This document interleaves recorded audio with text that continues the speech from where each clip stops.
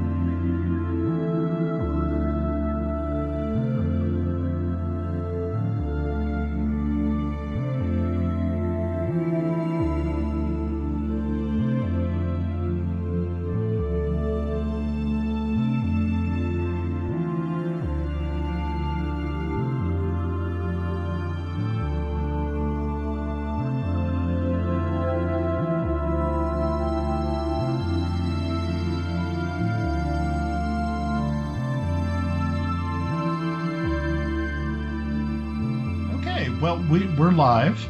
Just thought I'd let you guys know. Welcome back, everyone.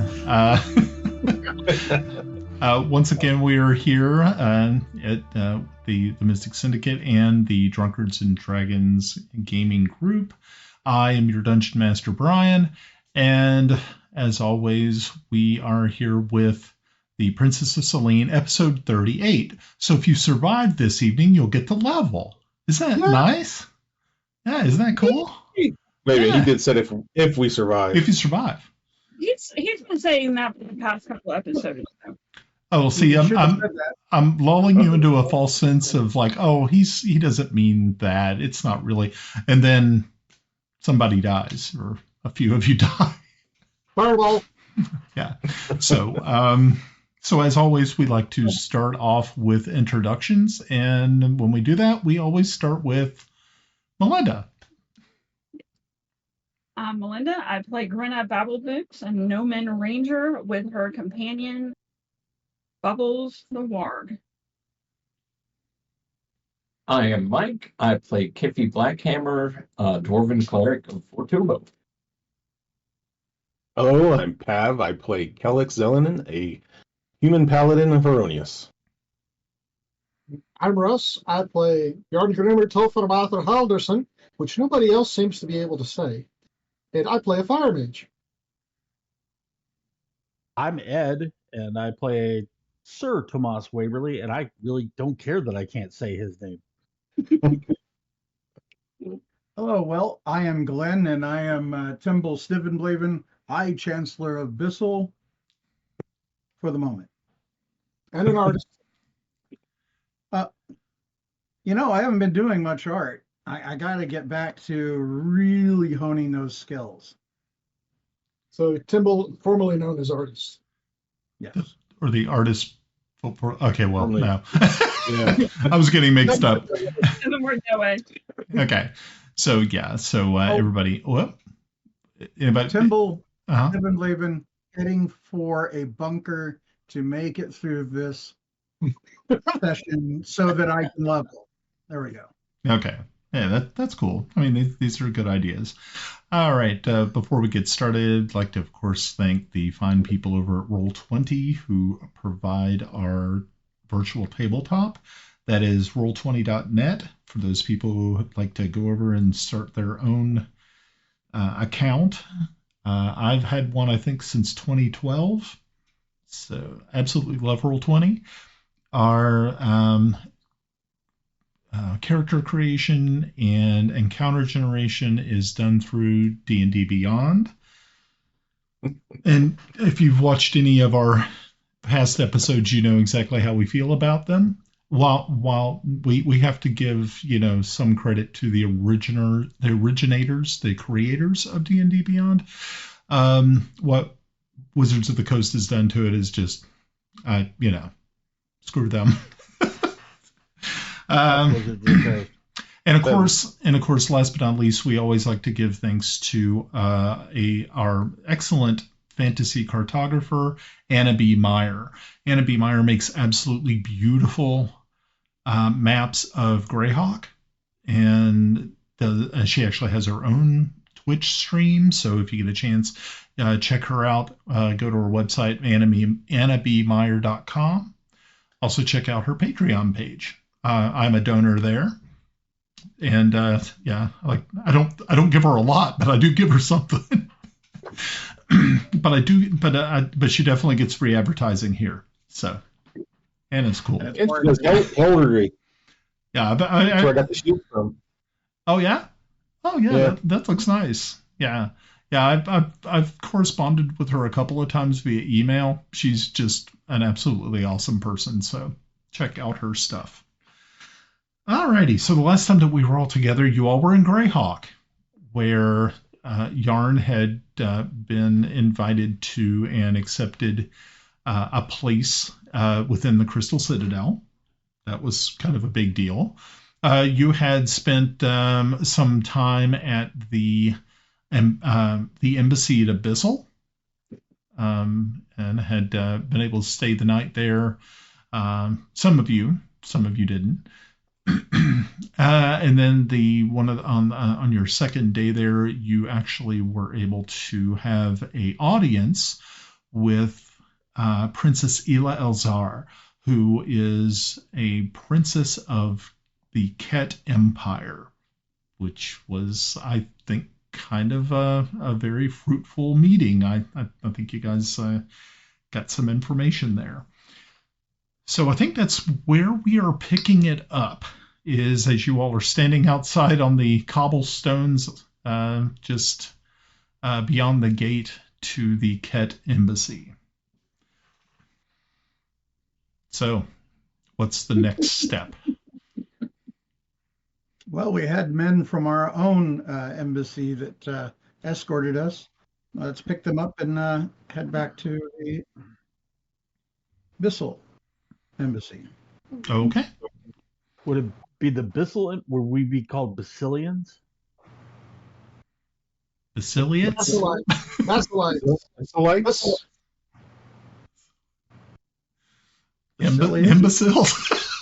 Imbecile.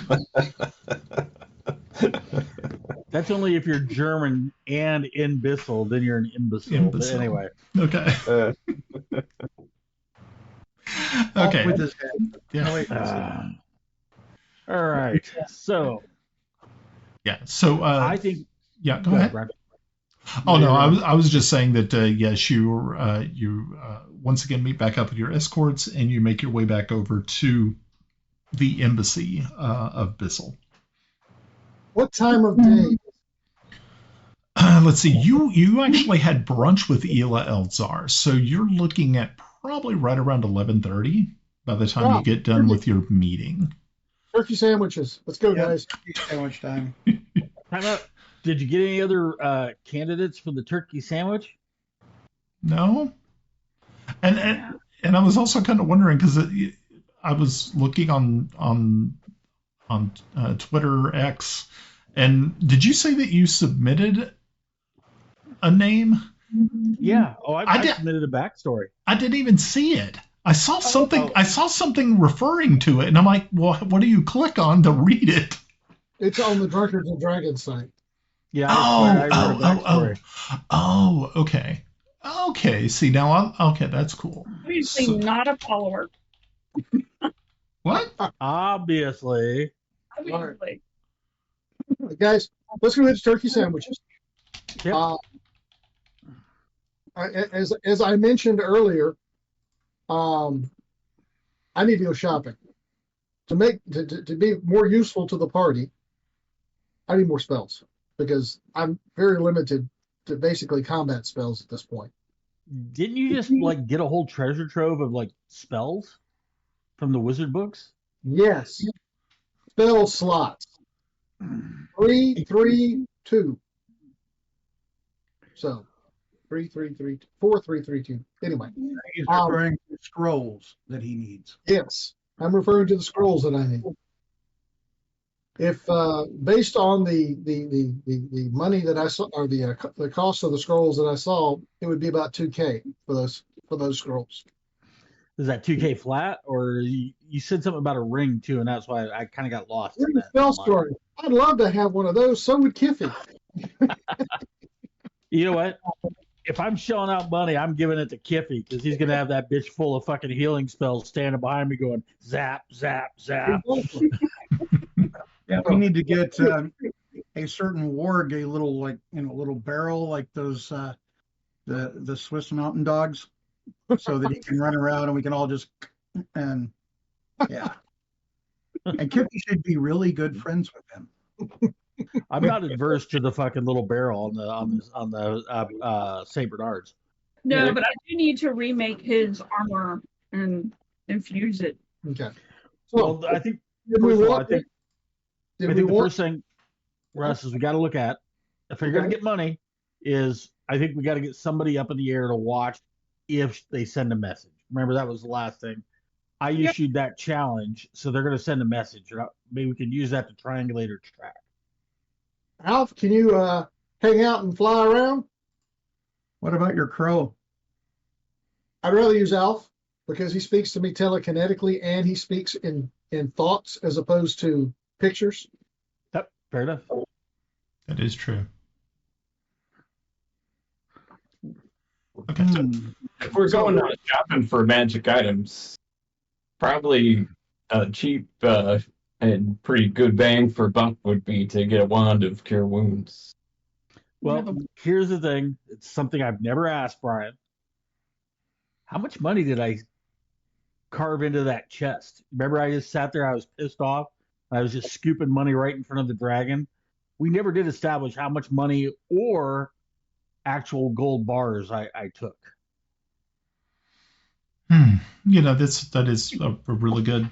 That's a good question. And for the record, the intent was never to get money, but now I've got some funding for people, so I can start farming it out. I never asked. It wasn't the intent at the time. It was really more to shove it in the dragon's face. But yeah, I actually grabbed some gold also and put it in non-shitty sacks. But so not the ones next to your balls. I got you. Yeah, exactly. And I will add that you should remove the number of 2 bars from whatever amount he gets. Okay. There's been a tax. Yeah, it's the Chancellor's tax. Yeah. Chancellor's tax. Oh, don't give him a reason to start loving the title and the office, because he'll be like, oh, I can now tax people. Yeah. I don't even have to steal now. I can just do it legally. Well, still theft. I think that would take all the fun out of it. Honestly, and he's chancellor, not a senator. Brian, fair assessment. I was looking at our NPC list. Uh-huh. We do not have a certain uncle on that list. We don't? I'll try. I didn't see him. I was looking because it jumps from Celene citizens right up to Marydale on my list.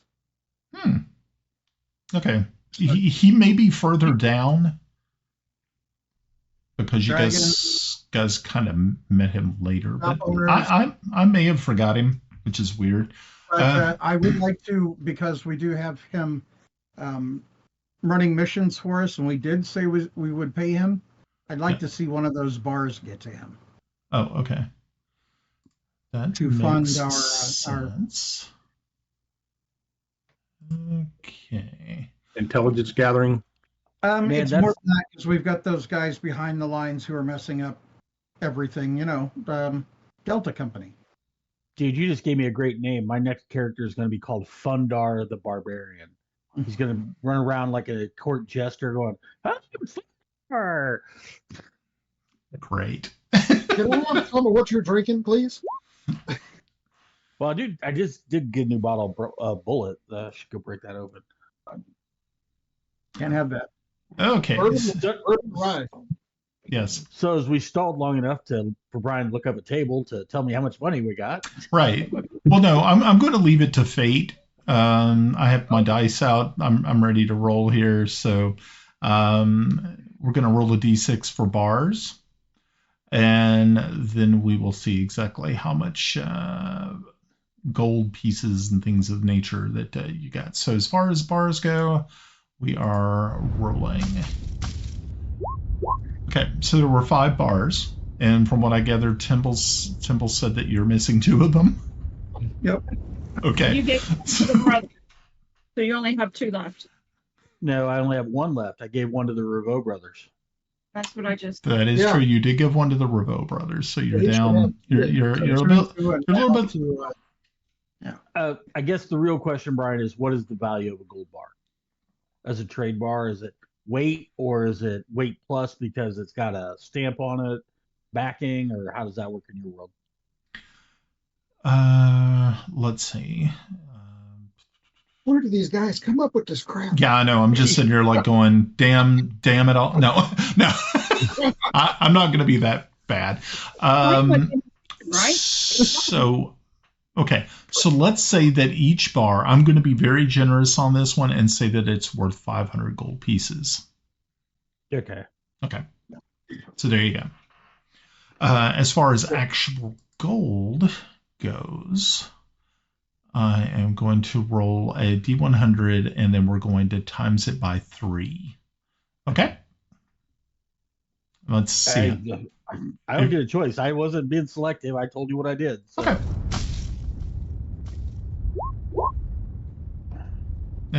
No. Let's times it more by. Let's times it more by. Let's do 20. Times it by 20. 1,400. Oh no! What's Wait? What? And then I'll tell you what we're multiplying it by. Okay, so the roll was 7, and you can multiply it by 20. So 140 gold pieces. Yeah. 1,400. Small chest. I just a lot smaller chest than I thought it was gonna be. Oh well. Because the intent was I was gonna use that as kind of like, hey, look, we're gonna give you all this money, and but oh well. Got it. Look, as we get it, it's at the ever-present. She stuffs her bra. Okay. Hey, Timble, I sent you a message. Where? In the private chat, Russ doesn't know about. Ooh. Yeah. Ooh. Not the private chat. Ooh. How come you never send me private chats? Nice for having weather. All right, so we really don't have that much money, but all right, well, I'll throw what I got to Russ. We have 2 bars left, and we said those were 100, right? Or 50.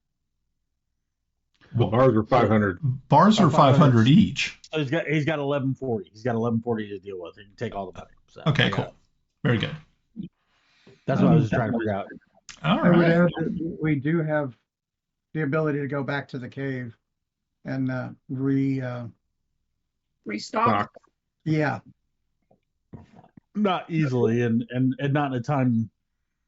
Well, he. Remember, But with Yarn's current position, couldn't he get some of this stuff at the Crystal Citadel?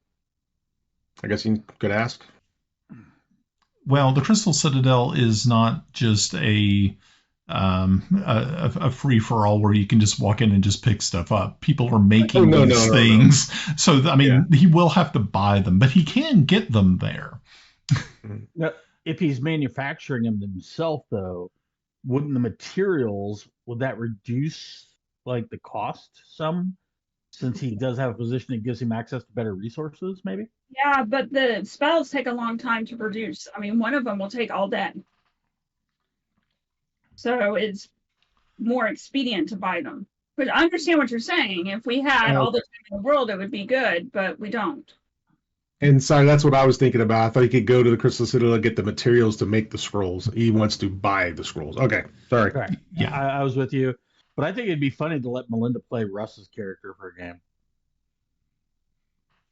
Ankle showing? No, I don't. You braid my beard. I have a feeling if Grenna was playing Yarn, it would just be the world will burn. There yet. I'm working on it. Melinda, I still don't see your message. I sent one to you. I don't see yours either. Here, how about if I just take a picture of it and send it to you? That way I don't have to retype it. There's a lot of words. A lot of words. Technology. Not that. That's because I didn't send it to you through Discord. Where? It's in the Roll20 app in the Oh, in the You did a chat? whisper chat? Yeah, whisper. yeah. Roll20. Oh, Yeah. I didn't scroll it any further, and there it was. So it was Timble's fault the entire time. All right. That's not news. That's not news. It's all good. I'm a It's all- politician. It's always my fault. Okay. All right. So Which ones Russ wanted over others? I do. Okay, well, we only have like, how much did you say? 1,200? 1,400. All right, sorry, Sam corrected. Well, for 14, 1140. 1140. Okay. Yep. Here's the deal. I'm not using the wand of magic missiles we got from Intaro. We could trade that. Or if another member of the party wanted it, it's up for grabs. Or we could get another street urchin and give them the wand of magic missiles, and they could provide artillery cover. Automatic hits every time. Well, if we're going to do that, we just we'll give it to Bubbles and have him go run through the line of defense. I'm not adverse to that idea. Except it's activated by command word. As long as the command word bark, bark, bark, bark, bark. Okay. Grenna? well, so does somebody want the wand? As Brian's trying to get me away from the street urchin idea again. Or Well, we know how well that ended the last street urchin that you picked up. She fell to her death. You didn't give enough, For the Right. record, Brian, To the I'm just going to say this. You don't know how that ended yet. Remember, I challenged the dragon, so I know. over that. yeah, and I'm So- betting on the dragon. Grenna's secretly taking bets. Be like, okay. Over unders. And then would Timble want the wand if anybody wanted to use it? Timble? No, I don't do wands. Okay, I just That's thought I'd, Do it, switch You know. and flick. Well, to be honest, Cast the spell to use the wand. say again. no, you can use a wand. Anybody can use wands now. Mm-hmm. Really? Wow, that's lame. Yeah. No. Now, I did not realize that when I claimed the wand, which is why I thought, hey, I'm the only magic user. I'm the only one who can use it. So now that we're thinking about using it for something else, I wanted to offer it to the party in case that they wanted to do something, wanted to use that. I also have one other magic item that I could possibly switch it, trade off for it, and that's the little figurine of the horse. But doesn't that become like a horse? No. Take this bar. Get For rid of the horse. I would use the horse, but here's this last bar we have. Stand corrected. It's an arcane focus, and only wizards, sorcerers, and warlocks can use it. Good. This is the problem with their ever-flowing rule book changes. You know what I mean? You don't Agreed. know where. The rules are whatever Brian says they are at the moment. So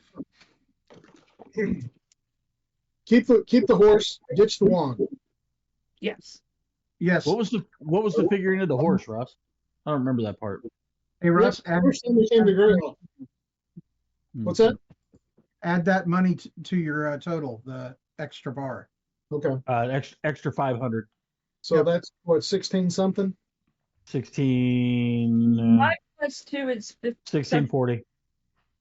1640, and I have 70. I don't even know what I have left. 10. Is really Kyle's, Kelex still has these 5 strange colored gems. Ooh, So they got- Let's see if they're Well, What? not the value, but make sure they're not enchanted with something. Yep. I thought Yarn already looked at that. What's that? Hey, Russ? Did you these 5 strange colored gems we got from what's her face and Celene? Did you do a magic detect magic on those? Don't remember if I did or not, but I certainly You did. I think didn't you do a detect magic like in the whole room or something? Yep. Yep. Are we doing this out in the middle of the? No, we're room, talking. or- We're talking. Yeah, Okay. you guys have actually already made it back to the embassy.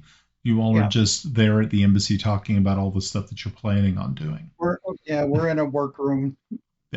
We're 30 foot radius. So anything you want, I can look at it. Yeah, there's like a big round table. You guys have thrown all your gold in the center of it and everything else that you're trying to sell to just kind of get ready to where you want to go. What's that? How does my soul fit on there? Ed, be quiet. I can't hear Timble. Recount the gold. Okay, we recount the gold. How much is it? As far as I know, there's 1140 or 1640 on the table. Okay, 1140 in gold, 1 bar. 1640, yeah, 1140 and plus a 500 bar. Right. And it's 1840. Okay, it's 1840. Shit. Don't make me pull out the calculator. No, 1840 is a really good year. Brandy. And I'll add A lot of great anarchist revolutions. I'll add my 70. That gets us to 1910. Are we anarchists? Because we kind of are doing. We're the establishment. What are you talking about? Oh, What are you no, talking no. about? The anarchists got- are not the establishment. Otherwise, it's communism. We got Yarn Marks over here. We're anarchists. You're doing it the wrong way. But yeah, Kick has some money too to kick in if needed. Alrighty. Well, But look, Kiffi's giving you money too. actually, I'd like to put this in a bag and have Kiffi carry it. Nobody's going to mess with Kiffi. Kiffi, the appointed pack mule. Well, no, think about it. You know, as a mage, you know, even though it's Greyhawk, they're considered softer targets than dwarves. That's As he's carrying it, I could just hear him saying, "Nobody knows the troubles I've seen. Nobody knows but Fortubo." All right, Brian. Actually, no. Let's leave the gold here, and I'm going to go see if I can arrange for these scrolls, which I think would probably be a good thing. All right. All right, well, he's gone. Oh, I was going to use this as the chance to go grab a couple more beers. I thought Russ was going to prattle on for a bit. I'm the only one allowed to prattle on. Oh, I see. Okay. Russ, what does happen with your familiar though that you sent out as an aerial? Anything? He's just observing. He's Okay, waiting. cool. He's waiting for owls or crickets or whatever. And currently, we only have 5 griffins, correct? Only 5 people. We got somebody doubling up on griffins, right? Yeah, Timble was doubled up with Kelex. No, that was a one-time throw him at the dragon thing. Okay. I had one. Oh, you jumped.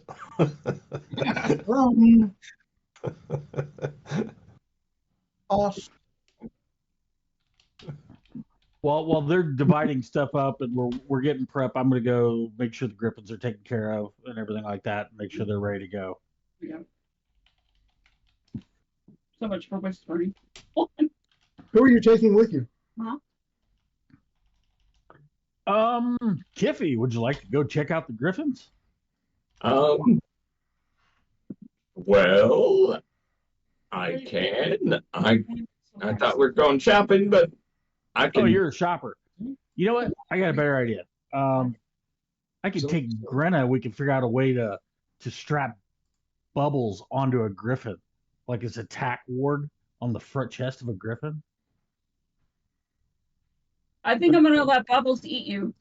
I was thinking you can make like a little dimensional Pokeball you could put him in.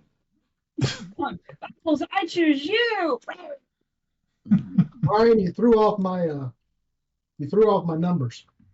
Why did I throw off your numbers? I wasn't using the same ones that you were. Oh. As a matter of fact, they were about double everything. Oh, your numbers were? Yeah. Oh. So your numbers were double mine. Oh. My cruelty knows no bounds.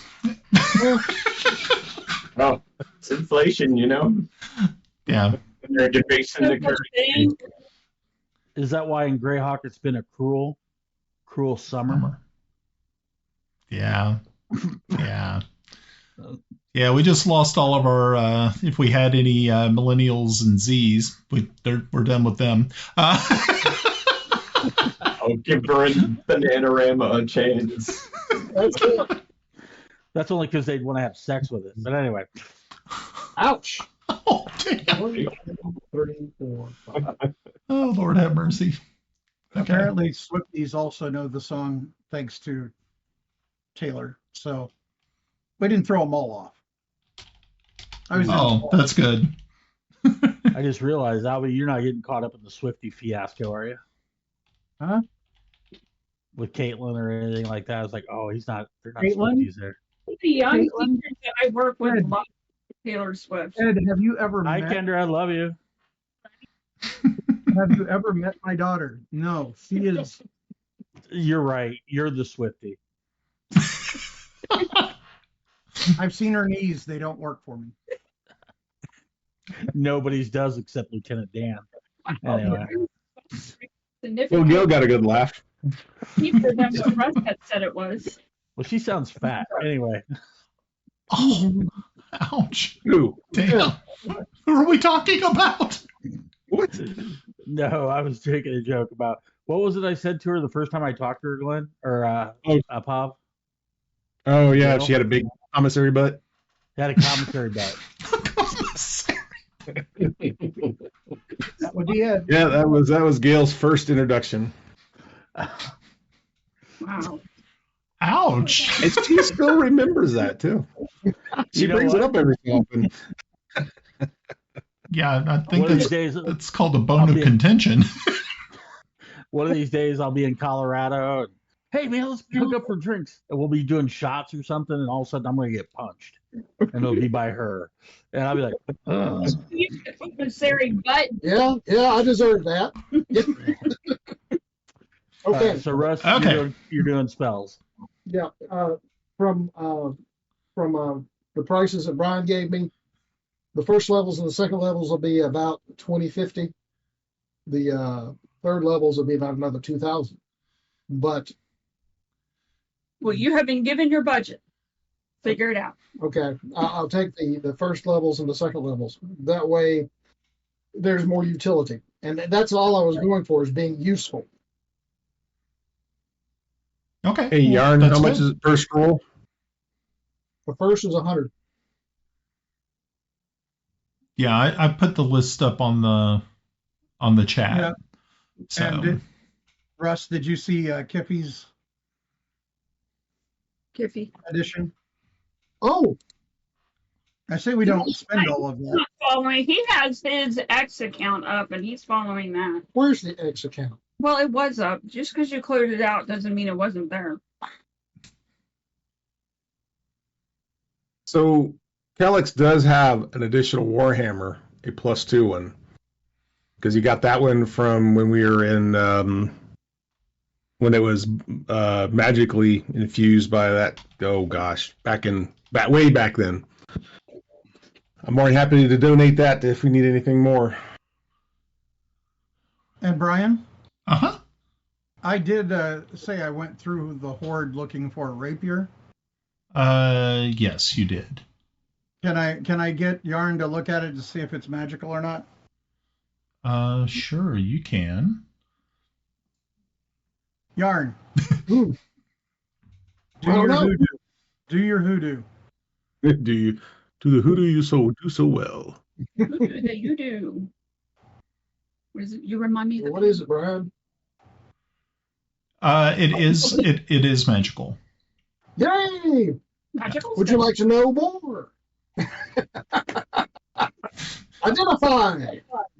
Okay. Oh, while I've got the spell going, I'm going to check out Kelex's gems. Okay. It is a +2 rapier, +2 to hit, +2 damage. Something to backstab with that isn't a dagger. Right.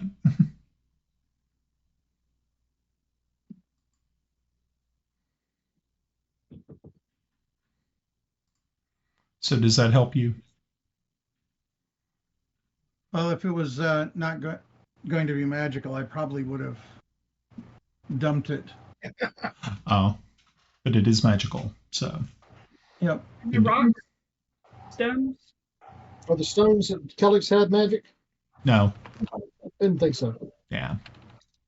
But And Brian, did you say how much they were worth? But you can get 50 gold for each one of them. That's 250. It's the second level spell. I only really want one of the third levels. I mean, I want them all, but the one that's most important is fly. That way, if I fall off the stupid griffin, or somebody falls off the stupid griffin, or gets thrown off the stupid griffin. Test gravity? Yeah. Don't do that. So that's 500. So 2550 is what I need to come up with. Well, how much do you have? Well, let's see. I have 1910 sitting on the table. Plus 778. 1910 plus 500 for the wand. Mm-hmm. That's 2410. So if Kiffi can give me 100, we'd be good to go. Yep. No problem. All right. We will make that trade. Make that deal. Okay, that sounds like a plan. All right. Okay, so this is good. Is there anything else? I mean, is there any other information you need from me before you make this transaction happen? I think it's always kind of good to have everything kind of up and done. So, I mean, once we get done with this, we'll be like, boom, you'll have everything that you need, and we don't have to like spend an entire session just shopping. Because I know people at home are probably going, ah. Well, it's kind of. I want to update Bubbles' armor while we're all doing this. Right now, I think he has leather armor. So I wanted to update it with some chainmail. Okay, so you're going from leather to chain barding for like a war dog? Whatever would work best for him. I have an extra chainmail shirt. I have no idea why I have an extra chainmail shirt, but I do. So if it will move with him, I'd like to see about making that somehow work for him. And then I can infuse it into a magical item so he has more protection. Okay. Alrighty. So yeah, so we're looking at. I would kind of consider him a. Let's see, probably a medium sized creature at this point in time because you can ride him, so that's kind of nice. Let me see what the old chainmail. What is up with chainmail? Would it be barding? Kind of like yeah, it's barding. Yeah, it's exactly what it is. But I'm going by this thing here. Armor. It's not an unusual creature. So, okay, so plate barding is like 6,000. So we're not looking at that. Thank goodness. No, because I have an extra shirt. So the idea was I could cannibalize this extra shirt that I have. Okay. Are you trying to build this yourself? Yes. Okay. Number one, you're going to need to find a forge or some way being able to because you're going to actually have to create more links. So you're going to Okay. need metal, and you're going to need at least some way of being able to create the links and then I couldn't weave them bastard together. to what he already has. I'm Kind of so- like Mad Max it. Oh, okay. So you're just kind of okay. So, all right. So you're gonna Mad Max it. This is gonna look terrible, but it's okay. You don't care. We can get back. You can think about it, and then we can get back to it. Okay. I'm still waiting for the grenades. Okay. Yeah. I don't know. That they have a 10% chance of failure, and my rolling sucks. I want you to make those. I want you to do it. Okay, so Grenna, if you can, let's see, you spend the time, and if you can come up with at least another probably 100 gold pieces, I'll give you +2 armor that you will create for Bubbles. So you'll add. Okay. Yeah. I'm gonna have to probably wait because I only have 40 gold. Yeah. Is that magical +2, or is that like chain +2? It's just chain +2. Yeah, it's not magical. Now, once I use it, it would be magical. if you infuse it, then that's different. Yeah. Yeah. So the idea is he will be a magically charged orc going into battle. Cool. Okay, so are you guys good with what you want to do, what you're selling, what you're buying? Okay. Hey, Mike, I just sent you a DM. Did you see that? And for the record, it's Bissolite. We just got an official word on it's Bissolite. Is that like the shoelights? Wait, what'd you say, Mike? I was just saying, Grenna's short on money. Kiffi has money, so if you need money, I got money. Kiffi's bank. Come on down to Kiffi's bank. Think of Kiffi. So while we're waiting to hear for the Al to come back with the paperwork and for Al to say they're leaving, I guess I'll work on that. Okay, so let's back up, because I remember somebody saying something about Alf doing something, but I don't remember exactly what it was. Yes, Alf is monitoring or hanging out close to the embassy, cat embassy. Okay. Waiting to see if they send any aerial messengers. Okay. Other than my Al. Other than her Al. Okay. All right. Excellent. All right. Okay. Yeah. So, Tomas is requesting a spell casting. Oh. A commune regarding his challenge. His what? My challenge. Oh, the challenge. Okay, so how is this going to play out? Okay, so the commune spell is 3 yes/no questions. I have a minute to ask. Okay. And I have some doubts about whether one of these questions would be even possible to answer, because I'm pretty sure that Fortubo isn't omniscient, but we'll see. Okay. So you spend the time. This is a, I guess this is a ceremony sort of thing, or a... Yeah, it's a ritual. It takes 10 minutes to cast, and the duration of the actual effect is 1 minute. Okay. In which I have 3 questions that I can ask to get yes/no answers. Oh, okay. That's awesome. Alrighty. So you spend the time to prepare, and you reach out. With your spell reaches out to make a contact, and you feel that you have achieved this contact with Fortubo. So what are your questions? All right. So first question is, did the the people at the Ket Embassy send a message to old boy, the Barbarian King, to convey the challenge from Tomas. As far as Fortubo knows, no. He does not believe that anything has been sent yet. Okay, well, that makes the second question irrelevant. You'd always ask about the egg. The third question was, is he going to accept the challenge? Was that the second question?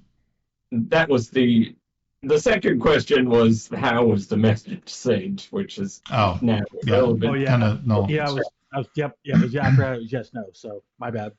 But is he going to accept the challenge? Fortubo, he says, I can see many things into the future. I do not see a challenge where you will be fighting just as like one-on-one, but you will meet him and meet him soon. Oh, no. Quick, pay me a board. I have the perfect answer to this. Okay. Fire-breathing T-Rex. Okay, so the way I usually like to run commune, I don't like the yes/no answer crap.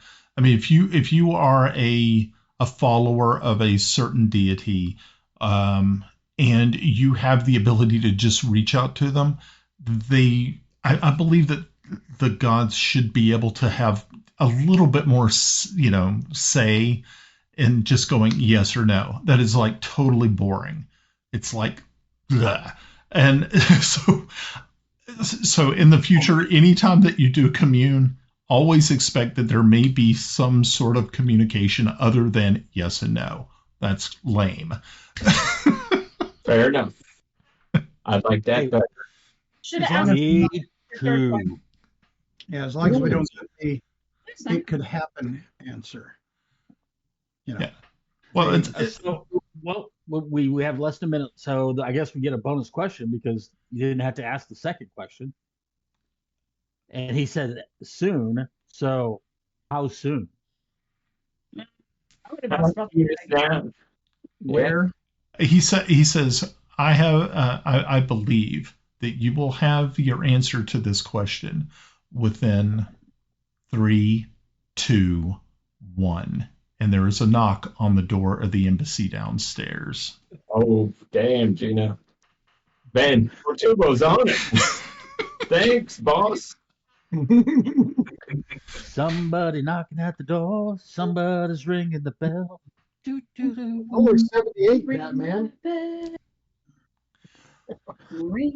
So, I mean, you could hear this from the room that you were in.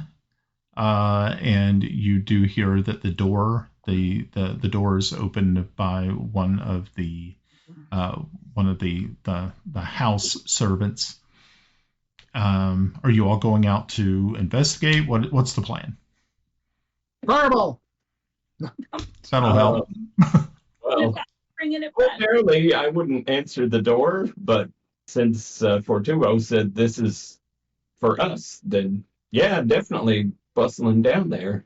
Okay, well, by the time that you reach the bottom of the stairs, you see that there is already one of the house staff has let this person in, and they are standing inside of the foyer there. And you can see it's an elven ranger wearing the leathers of Celene, actually. And as soon as he sees you all on the staircase, he immediately comes to the position of attention and quickly reaches into a messenger bag and produces a message for you. This is where I was thinking it was going to be a sending spell. That's why I was like, they're gonna have an immediate answer. So I thought of that. They're not going to send somebody. They do what we do. So Who wants to take bets on what this message is? There's an who's it emergency to, Brian? Celine that we need to go fix. I'll walk forward to get the message if nobody else will. Y'all are Well, I was standing. waiting to see who. Who was it addressed to? I didn't hear that part. Actually, it's addressed to Kelex. Okay. I will take the message. For any funny business. Is there any tricks? Since we've learned that Brian likes to trap things, I figure I should probably do that. That's totally up to you. If you want to check it for traps, maybe I will. Maybe poisoned. Maybe there's a floating glyph and a black seal. Maybe there's some arson, or was it anthrax on it? You go to break the seal, and there's a puff of smoke. White powder. Inhaling. So you say Ted Kaczynski is sending scrolls. So yeah, you open it up and you realize that no, it is not. It doesn't seem to be trapped in any way, shape, or form. The actual scroll case has not been tampered with. You can see that there is a wax seal on it bearing the royal seal of Celene. So it doesn't look bad.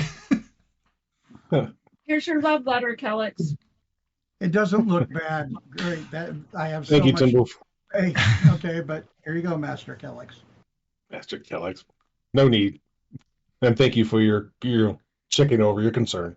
All right, I open the message. What does it say? Okay, it's actually from Prince Vall, who, yeah, right. I know, right? Well, it wasn't from Melda. Darn! I was already composing a love letter in my head. No. It's a very short letter. It just says that they have arrived in Bissell. They have actually made it to Pelic and are right now talking with folks there, other militaries that had came to your aid. If you remember, you have a ton of allies, and he is now conferring with those allies for the next big step, which is the push to dislodge Ket forces. So, but he also at the bottom says this also came from my scouts in and around Ket, because they have they actually have scouts and spies that are there, and they say that there is something of great importance in a very strange location just north of La Pola. La Pola is the name of the capital of Ket, but there is a location called the Prophet's. Hold on, let me make sure I got the right name. The Prophet's Bounty.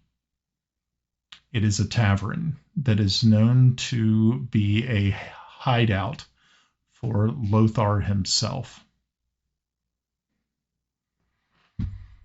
All right. And Brian, was Yes. that in La Pola, or is that in like a burb? I know it's like a 200,000 city. So. It is north of La Pola. It's not in the city. It's a very kind of out of the way place. But it's also the scouts also note that it could be quite treacherous. There are spies around and other people. They were very fortunate to get this information. And actually, what was the pub name again? Sorry. It is called the Prophet's Bounty. Hmm. Interesting. I'll hand the letter. I'll read it over and I'll hand it back to Timble. I'll read the letter. Okay. I'm not rehashing it. Well, no, I was thinking, looking at the writing and such. So don't have anything really to verify it with, but okay. I'll tell everyone what it says. I'll read it out loud. Okay. I think Fortubo's endorsement pretty much authenticates this. Yeah. Wait a minute. Does that make it 3-factor authentication? Well, it's 2FA at the least. But we also have a divine intervention to add that third level. Ooh.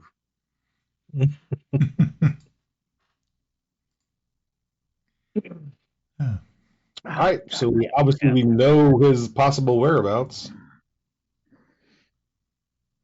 Well, now I'm feeling particularly ferocious. We should go attack them. I got a cat, so. You said it was north of La Pola, right? Yes. Yeah, Is it a town there, or is it kind of like a highway kind of road, or one of those like highway taverns? You're not really too sure. You'd actually have to get on site to get a little bit more information. It is in a wooded area that is rarely traveled. So you're thinking this might be kind of a front. This place is just a little bit too out of the way. Like I said, they believe it's kind of a hideout. Sounds like the kind of place my people would hang out. Brian, can you do a perception on a letter? Well, I guess it's an interpretation, so I guess not. Yeah, I know. That's why. Oh, let's throw this in front of the letter DM. lying to me. Yeah, let's see, throw it in front of the DM and see if it sticks. Well, they might have used emojis. They can't tell if it's serious or not. Yeah, it's. I guess the XO at the bottom wasn't enough. No, I guess not. Ed, by the way, I really do like the name of the turkey sandwich kiosk. I really like it, and the graphic is beautiful. I definitely want to use this. I really like it. It's on the Drunkards and Dragons website. Just look at the very first page. Yeah, it's the newest page. It's awesome. It's like that, Brian? It's exactly what it's exactly what I expected to look like. It's that cool. Alrighty. Okay, so getting back to that. All right. So you now have this message. What is the next steps? There aren't any next steps. Tomas grabs his gear and he's going to get on his griffin. Nope, we gotta go shopping. Hey, John. All right, guys, let's go take care of this errand, hop on the griffins, and get out of Dodge. How long are we estimating this flight taking? Ooh, okay, so let's see. 2 hours to get here. Yeah, it took you 2 hours to get there from Celene. To get to Perrinland, it was 6. So you're actually going a little bit. You're not going as far as Perrinland, so you're probably looking at more like a 5-hour. Yeah, let's go a 5-hour flight. Remember, it's right now right around noon. So we definitely would get there probably sometime in the evening or late evening. Correct. Depending how long our shopping talk takes. Right. Yeah, depending on how long the your shopping goes. I am going to do a rough estimate on that.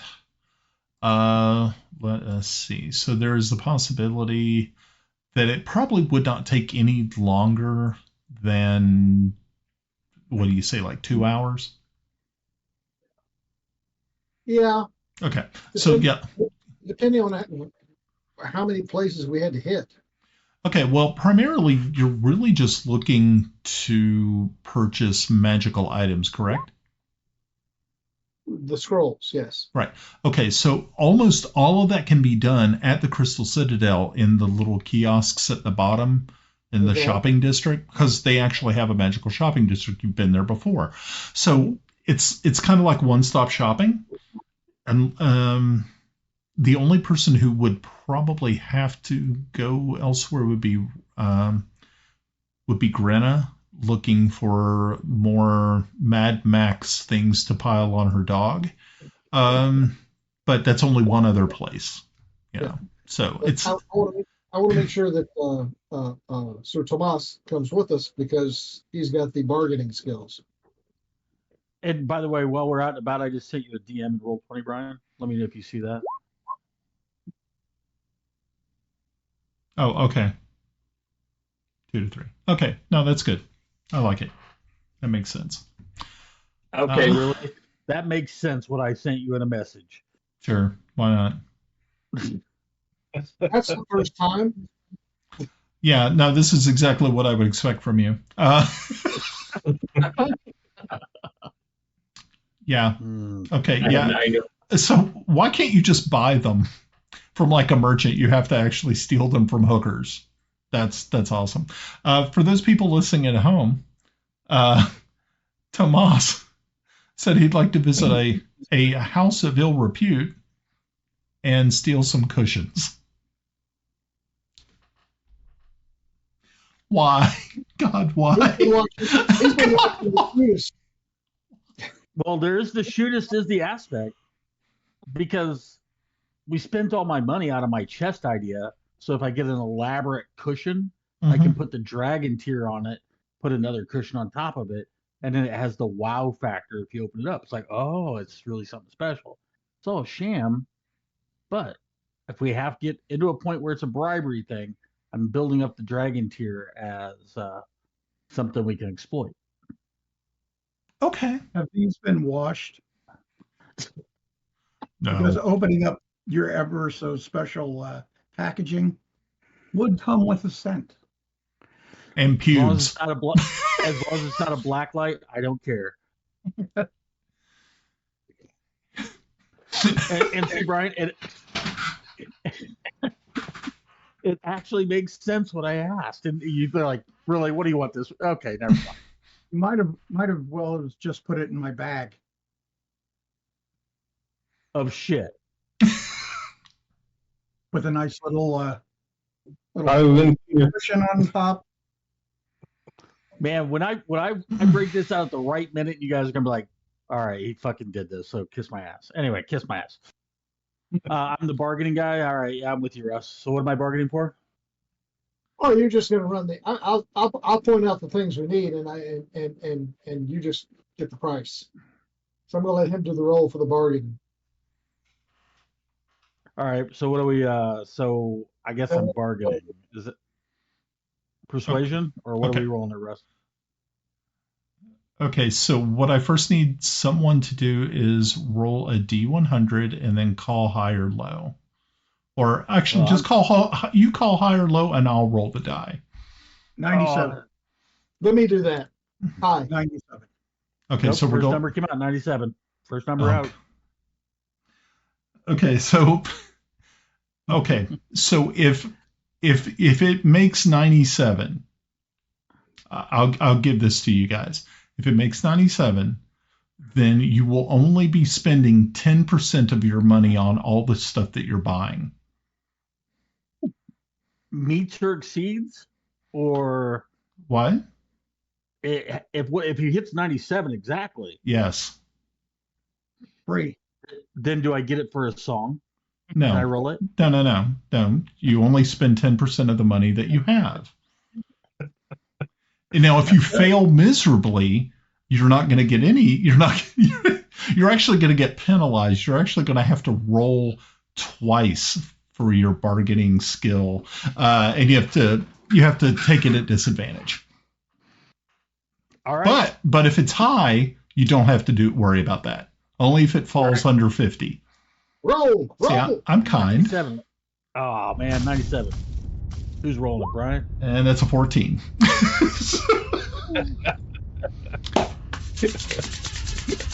I love it. All right, my bargaining, is that a persuasion? Is that what we're using for bargaining? Yes, we're going to use persuasion as barding. The reason that you are now sort of somewhat cursed by this was because you got under what is it? And once again, the dryad is screwing with you. Oh. Fucking bitch. The dryad screws with everybody. Okay, so you make it to the Crystal Citadel. You were in the kiosk area, the sales area, and what is the first thing you're looking to get? The scrolls. I mean, whatever variety they're in, whether they're individual scrolls or they're composite scrolls or whatever, that's what I'm looking for. Okay. So yeah, you're able to find a person who is selling these scrolls. So how many scrolls are we looking at that you want to purchase today? Oh, pardon me. If they're all individual, 1, 2, and they are 1, 2, 3, 4, 5, 6, 7, 8, 9, 10, 11. Okay, so 11 different scrolls. 11 different scrolls. Cool. Okay, so if being that you're buying from one person, you're buying all 11. So now we can try to see if Tomas's abilities bear out. I'm going to. I rolled a 13. It was my best with disadvantage. Okay. All right. That's fine. Okay. A 13 is not really bad. So what you're going to do is yarn. Let's see. That was 11 scrolls. Are these spread across first, second, and third level spells, or just third level spells? 1/3, 3 first, and the rest second. Okay, cool. So how much would that be without a discount? 20/50. Okay. So take 20% of that off, or 20%. So you got a 20% savings. That's not bad. 1640. There you go. Good. Yeah. So not bad. You actually just needed a 10. So see. So now you can give the finger to the Dryad Princess. He's like, it didn't work, bitch. Yeah. My initial roll was a 29. What would that have got? Oh, they would have just paid him to take him off his hands. Oh. All right. Hey, check the receipt. Make sure they didn't make you charge you a piff or something. Right. Okay. Is there anything else you needed to buy? Is that it? A little bit, some leather and some twine and a awl and needle. Oh, okay. Some like just basic leather working stuff? Yeah, I need to make a leather harness so I can keep these things on me. Oh, okay. That's fine. I can make it for you. I have leather working schools. Hey, cool. Even better. Yeah. So I mean, if you really just probably spend like 10 silver in what is it called? In supplies, he could make you one. All righty. That's what we'll do. Can you roll for that? See how badly you do? Yeah, well, okay. I don't think there is a roll on that. I don't really think so, but I'll just throw a D20. Give me a second. Yeah. Because I'm hoping it's really bad. So it's fun. Also, it looks all jinky and crap. It's like, it looks like it was kindergarten, like crafts day. Hey, 15's not bad though. Yeah, 15's good. No, it was a good effort. And so yeah, it actually looks it's functional. Yeah, it's functional, and it actually looks pleasant. It doesn't look like somebody. It wasn't like orcs made it or something. No, that would be what I'm making bubbles. Yeah. Yours looks like Or him. I would say that would give him an intimidation bonus. That's right. It would be it's like, okay, if you want to get tetanus, touch the dog. Your Bubbles is an OSHA violation. It's just a walking dog. It's a walking OSHA violation. And you did hear Kiffi gave me the money to buy the extra material to make Bubbles thing. Okay. Okay, perfect. That's and then good. I am going to infuse it with magic, and that'll be one of my infused items. Okay. One of my 2, and it lasts until 2 days after I die. Nice. Well, that gives me something to shoot for. I'm all about giving people an object to identify. All right, so off to the Griffins. Actually, real quick note, we're getting an official answer, as official as you can get, on what the people of Bissell are called. It's the official call went out from somebody else to Rob Kuntz, one of the original D&D guys. Oh. What do we call them? So we will get an official answer as close as it can be. Oh, that's wonderful. See? So that's cool. One of those weird quirks. And by the way, I happened to chat it a few times with Rob, which is really funny. And he's given me some insight to the other game that I'm working on. I was like, kind of stuck here. How does this work? And he gave me the official answer from the official D&D guys. So there you go, Brian. That's awesome. Only in your podcast. That's it. Only in yours. We're making friends here. We're reaching out to the guys who actually started this thing. You know? Exactly. Mm-hmm. How hard would it be for Watsy to do that? Fuck you, Kyle Brink. Anyway. No matter where you're at. Yeah, I imagine Tiny Tim getting a huge Christmas feast at Scrooge's house, and he's like, and fuck you, Kyle Brink, wherever you are. All right, to the Griffins. There we go. I love it. All right. That's great. By the way, guys, thanks for indulging me in the scrolls. I hope that they will be much more useful. Yeah, I hope so too. Are you the only one that can use them? No. Anybody that can read Sewell can read can. Everybody checks to see what language it is. Oh, I know. I don't have that one. Okay. Well, wait. Okay, but the scrolls are magical, right? Yes, but they're written in a language. Okay.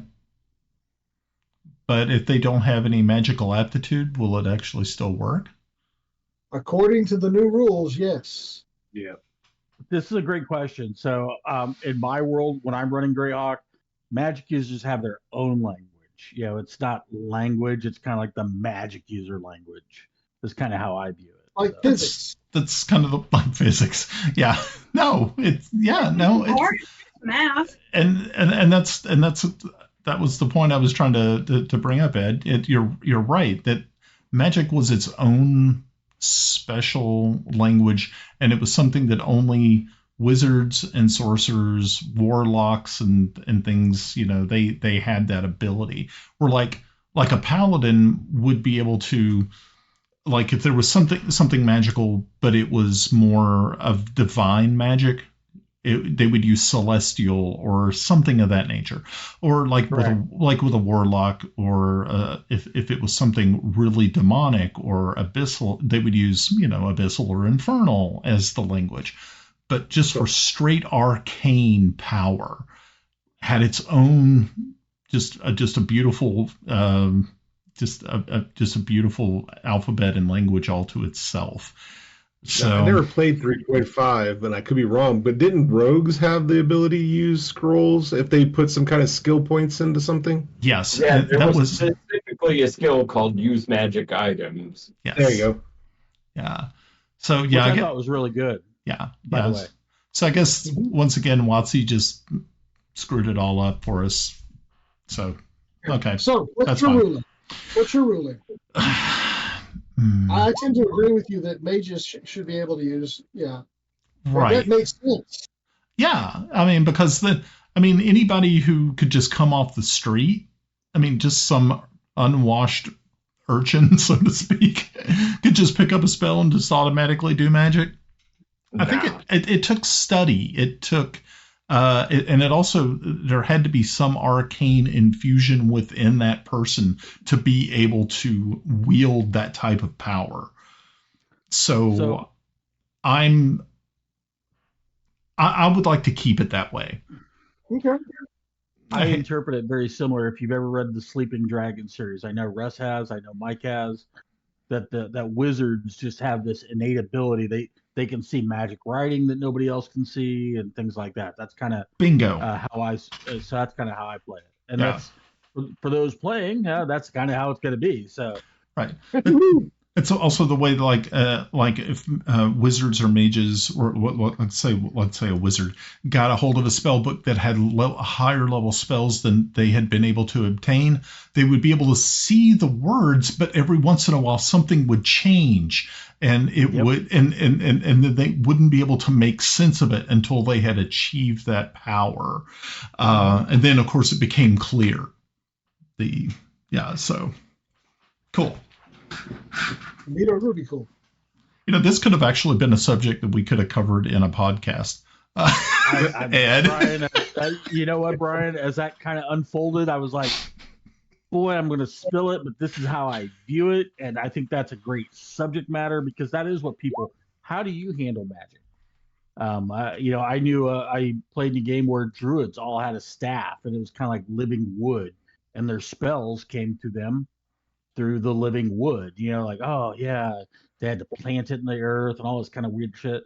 I was like, yeah, fuck you, I'm not playing a druid. So anyway, it's still kind of cool idea. I'll file it away for later. Yeah, actually, that whole idea of doing it for a podcast, certainly interesting. It'd also be cool for you to have another page where your definitions would be spelled out, so that way the machinations at Wizards of the Coast wouldn't, they keep changing the books behind us, and so everything's a little different as we go along every day. We can solidify that and create the rule of Celene, I guess. The Coast is living in 1984. Yeah. So what I'm hearing is in first edition we had read magic, which allowed you to read magic. Mm-hmm. In where we're playing now, it's an innate ability of mages to read magic. It's an innate ability of clerics to read divine, celestial, or infernal. Okay, and that works. And thieves are right out. Oh, and then you have me who's just well, no, because thieves can't, which is also a special language just of the thieves. But it's not magic. What's that? But it's not magic. No, it's not magical. No. But it. We have our hobo text. Yes, there you go. Yes. As you said, that the world is covered with arcane text defining things, the flows of power and all of that. As you level, you became attuned to greater and greater depths of that. Thieves can't. I imagine it as being markings here and there, warning, or put a thumbs up, safe house, all that stuff. Basic hobo text. Okay. Now, there is arcane trickster for a rogue. They get magic, so they would have a level of attunement also. Yeah. Okay. So we're going to the Griffins. Yeah. No, you're actually already in flight. This is the conversation that you're having as you're flying along, because it just makes it so much more. Sorry. It's like, oh, by the way, I'm going to send you a message. God, I'm in the Harry Potter episode. Fuck me, Strixhaven. Fuck you, Strixhaven. Grenna, do you know what's her name? Torina, where her grove is? Oh, Marydale. So that area where you found her is her grove? That's where I found her. We could go home and I could meet my wife. No, you're not dumping the bag of crap on her grove. She needs fertilizer. This really help with her mushroom growth. Okay. And it's funny that you said that, because I was like, I'm going to have to twist this off at about half a bag when we go over Ket, just so I can save some for fertilization. Yeah. So that actually brings up a good point, Timble. Do we actually want to fly straight over? Do we want to take some kind of different route so we're not spotted? Or do we wait till night? Does it matter? I retrieve Alf. That's a good idea. Oh yeah, I also had a question. Hey, stop.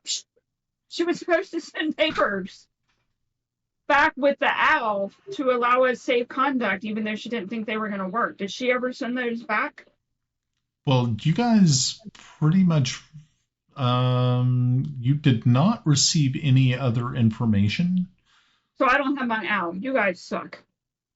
You got to keep a track of your own owls. You should have gave it a timer. Be like, okay, hey, if sundown, if it becomes 3 o'clock and you don't see anything, come back. That she said that she would send by this afternoon, I guess. Yeah. So expect it mid-afternoon. Yeah, but so right now, you guys, like I said, it took probably close to about 2 hours to make your sales and get all of your stuff, and I'm also going to assume that Tomas made it to a brothel. Oh, Tomas, not Tomas. Okay, sorry. Yeah. And So for the record, that is all I did at the brothel was acquire the pillows. okay. So he's got these pube infused pillows. Fair. I even said I was going to a high class brothel trying to get some lacy, kind of poofy pillows, because that's what the people that we run into would envision as opulent. Okay. Not really what kings and queens do. Most of the time, they just throw that shit in a box. They don't give a fuck. I want to present it as like, ooh. Ooh, yeah, nice. Yeah, well, it's kind of like picking up dirty undies. Ooh. My brain was wild. I think you win. I was just thinking that, doing it right, get some sympathetic magic off those pubes. Who knows who we might find in Greyhawk? Yeah, you might get. It's like you can use enlarge on them and see if you can create giant crabs. Who here has seen the movie Basketball? I know Mike has, and Glenn. So there's a scene where he's licking a dildo or a vibrator, and he goes, "Oh, I got one of her pubes," and then she walks in and goes, "What are you doing in my mom's bedroom?" And he's like, "Ooh," and he's pulling her mom's pubes out of her mouth, and I definitely want some of what you're drinking. Remember, everyone, we are not rated PG-13. We are R. Oh yeah, yeah. Some hard R. Hard R. Thank you. I don't need any help in the imagination department. Thanks. No, I think I get an A in the imagination department. Oh Lord. Okay. Brian? Anyway. This, what is it, Prophet's Bounty? It is north of La Pola. It is not, say, in Highborough or Glaring Gold, though, that far out. If you look on the map. I shall look at the map. A map? I have a different map. Oh. It's got a better map. Yeah, because if we zoom in on La Pola, there's Uh-huh. some hills, mountains, and across it is Highborough. Now, are we talking about something that's more? Your map is more detailed than mine. Yeah, I just want to see. Can you share it with us? Okay, so Okay. Okay. Yeah. Okay, so if you follow the river around to the east, and there's a road that follows the river to the east of La Pola. There is something, Russ. There is a broken dotted line that takes you to the north.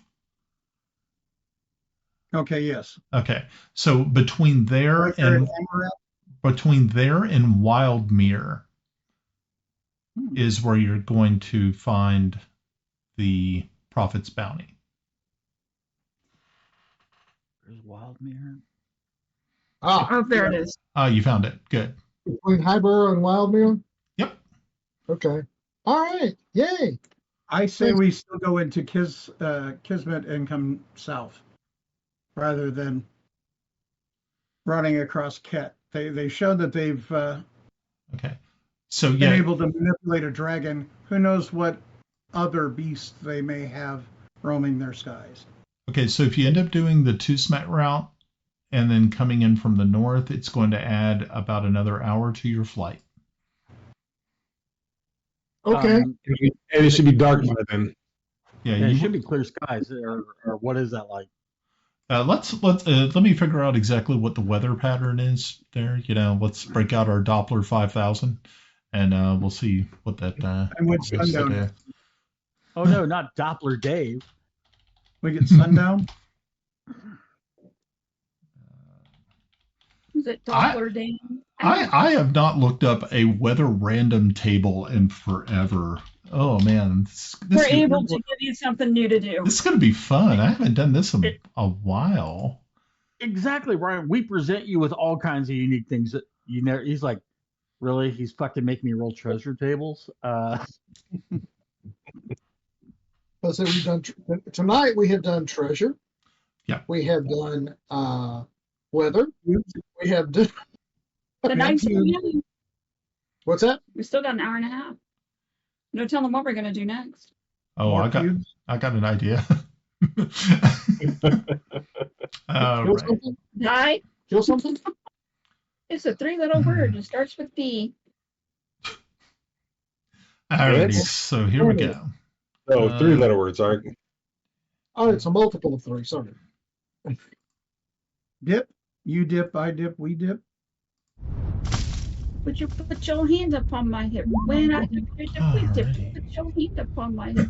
Russ, I never heard that song before. It's like it was right up there with "Who's that is my baby daddy? Who that is my baby daddy?" Okay. Oh my God, we have Grenna rapping. Kill me. Okay. No. Ed, remember when it started. For all that's holy, slay me. And I'm sure you all seen that one video where that guy's like rapping and he's got his dog next there and the dog's growling. He's going, yeah. He's doing bubbles. Okay. So, yeah, there's actually, being that you guys have primarily been working in more summer-like conditions, fall has actually started to approach. And so you all are going to be hitting some high winds as you come in. So we, as you get over those mountains, you're going to have that uplifting winds that hit those mountains and then like shoot up. So you are going to have some turbulence. So that could lead to some fun. We could overnight in Amarillo. Okay. You could overnight in Amarillo and see if the weather improves. I mean, at least you. Where's Amarillo? Amarillo is in the Vespi Forest. Ah, okay. He just wants to go see his weird girlfriend. Wouldn't that? Then we have to cross. We have to fly over all those mountains. We're doing that anyway. Yeah, we're not going to get around it. We don't want to go straight through Ket. That's just asking for trouble. Yeah. Not like their arrows are going to be able to reach us. They have a dragon. Who's our friend? At least a dragon. Who knows what else?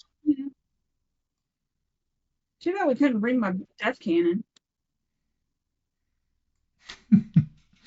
Okay, so is that the plan? Are you going to stop by Raven's tower outside of Amarillo, or are you flying through the mountains and hoping going straight through? It's up to you guys. I mean, a rest probably would be bad because we don't want to just get there and then, start things. Maybe get some coats, something to cover us for the cooler weather. Yeah. Yeah. Okay, cool. Alrighty. Sir Kiffi, what do you think? I'm with you guys. Edward, are you just so filled with ardor and hate that you're just wanting to go straight through? Well, that was the debate that I was going through. However, I'm going to land with everybody else.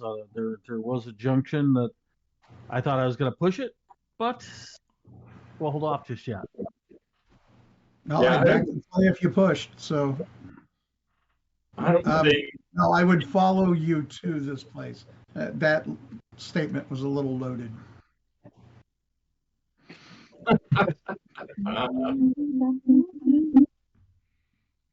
It's not that time sensitive that we can't stop. So right, I'm cool. I agree. A stop and a repower puts me into a better spot for success. We're working towards the solution versus working at the problem.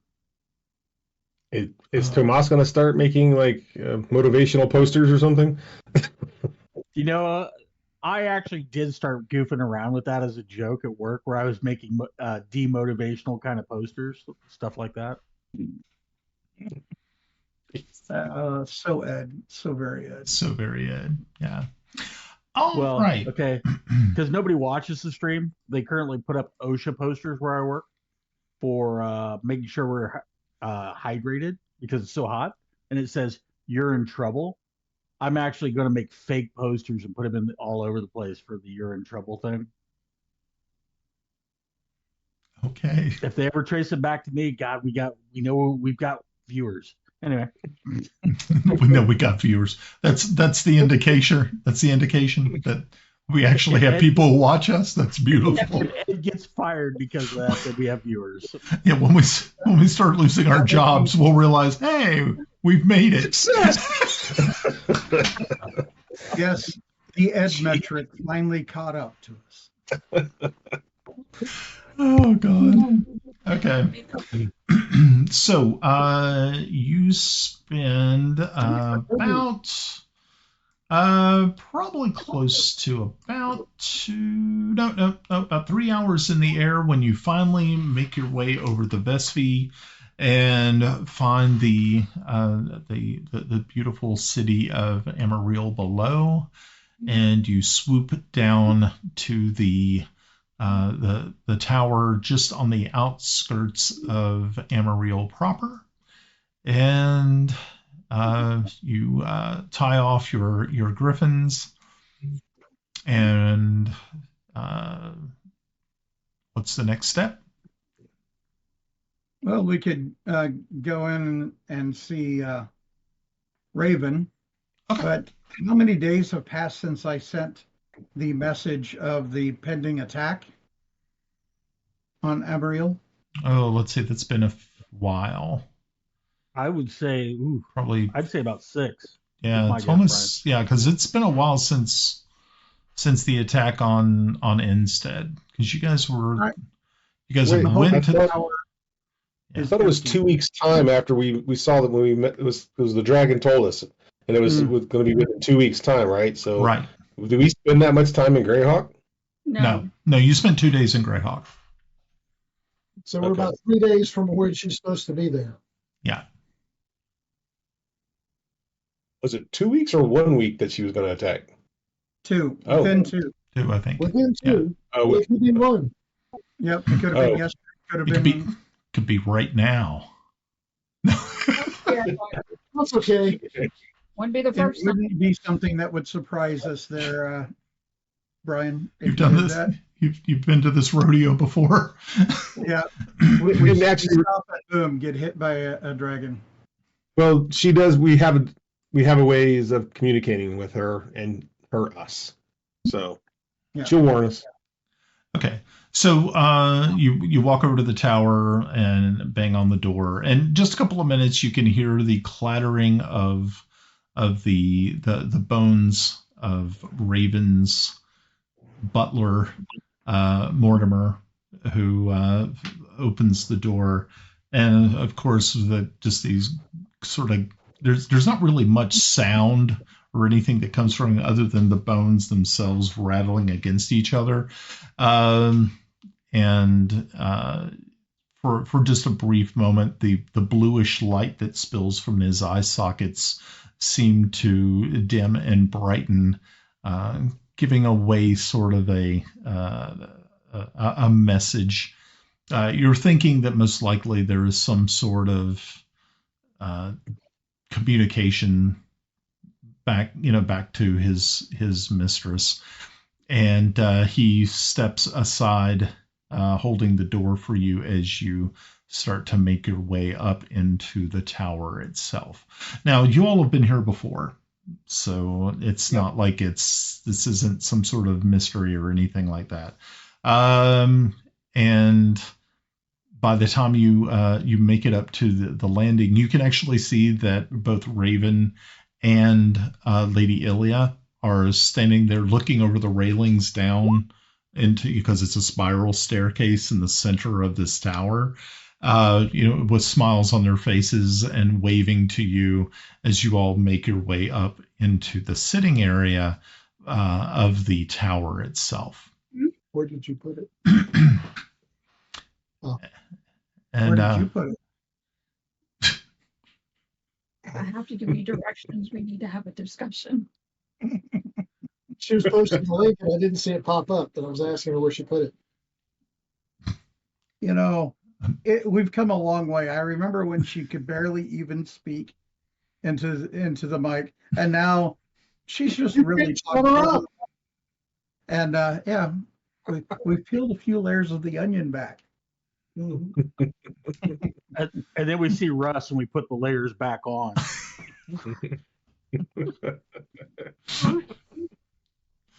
Well, if I'm going to be put in the same category with Timble and Thomas, I have to live up to that expectation there.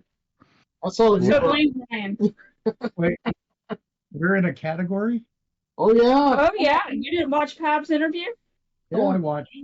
Yeah, y'all are in category. Category.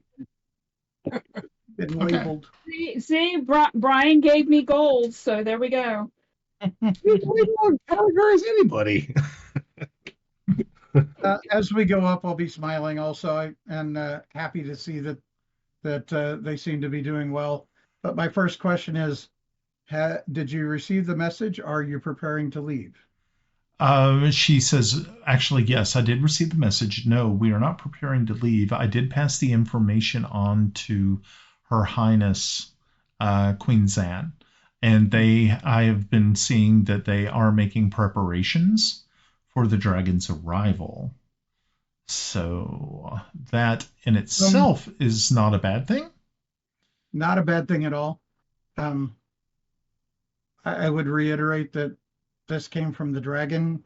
We really don't want her harmed either, if we can avoid it, but there has to be a good show so that she can have a reason to leave. So that's wonderful that you all have direction and gonna be prepared rather than see too many lives lost.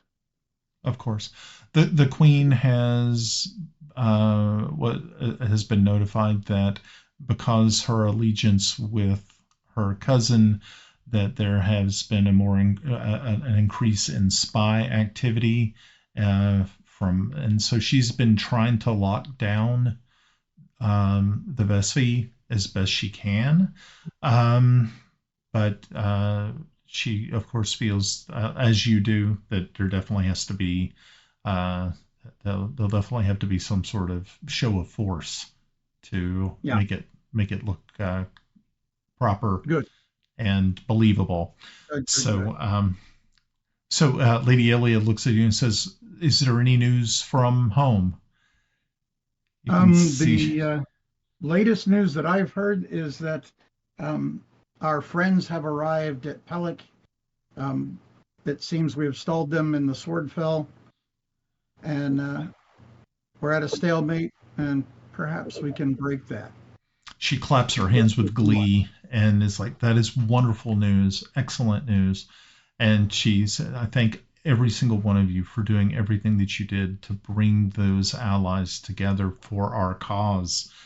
And you can see that her spirits have been definitely lifted because she hasn't really received a lot of news since she left Pellic itself. So we are in a much better position than we were when we left. So, indeed. Yeah. So Ilya and Raven said, "So are you spending the night?" We would like to. We have to leave quite early. We have business. Of course. To take care of. Of course. So, what is it that you need? I mean, I might Coats. have coats. Oh, it's getting a little chilly up there. Yeah. Well, it's actually started to get a little chilly here in the forest itself. But yeah, if you're looking for coats, I'm sure that we can find something for you in the city. Which that's not too hard at all, and it shouldn't take any time. Matter of fact, I know of places in Amarillo that have wonderful cold weather clothing, and I actually could probably make a trade with some of the items that I have procured recently. I went on a foraging mission with Lady Ilya here into the forest. I did not realize that she was a master forager and knew of some of the more interesting plant life in the area, but she is proven to be quite. And all the while, you can see Ilya in the background, just like with a big smile on her face. You can see that obviously they've gotten along quite well. She said, "Yeah, so we shouldn't have a problem with that at all." And wonderful. She said, and that's awesome. Yeah, and I'll make sure to whip up something for us all to have to eat here, so we don't have to go in and deal with others, people. Yeah. Well, I think we should probably get that basic stuff over with. Yeah. Okay. Isn't domestic life grand? Rural life. Yes. All right. So, Ryan? Yes. I have a question. I just saw on the map. Yes, it's a tangent. I just saw on the map that directly east of Amarillo is Defiled Glades and Shadowkeep. Yeah. Do you want to go there? Not right now. I really do, but not at this moment. It really caught my attention. I'm going there. When this is all over, I'm going there. Okay. That sounds like a lot of fun. What's in it? What's the word on the Defiled Glade of the Shadowkeep? Okay, so the Defiled Glades is an area of about 50 square miles in the southern Vespi, which is just an all-around bad place to be. That's what it says here. It's a place of horrible and malign magics drifting around, and the numerous undead haunting it. Its source is unspecified. Sounds just lovely. Make a great druid grove. Maybe a place for a dryad even. Yeah. I don't know about that. Well, I'd happily toss her ass in. So. Oh, I'm sure you would. She doesn't get a choice after that. So. What about 1,000 feet? Wait a second. She doesn't have a choice. Are we going to go into Faye and kidnap her and deposit her someplace? Because I'm fucking down with that. Guess we're gonna only after she lifts the curse. After she lifts the curse, you can do whatever you want.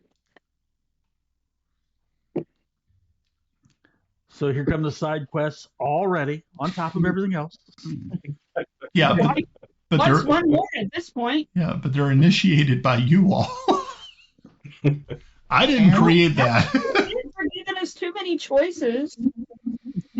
I don't want you to be bored. Well, there's no boredom. There's no boredom that required us to have a druid or a dryad that keeps fucking with us. That was not about boredom.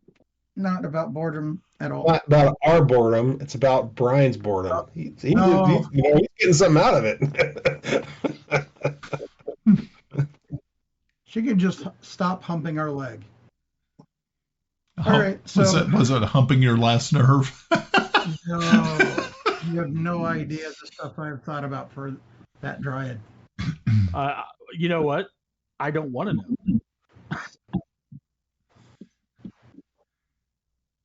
Okay, great. Okay, so yeah, you all are able to take the time to head into the city properly. You can see the defenses that are being put into place. You see that there are large ballista that have been put up in on battlements.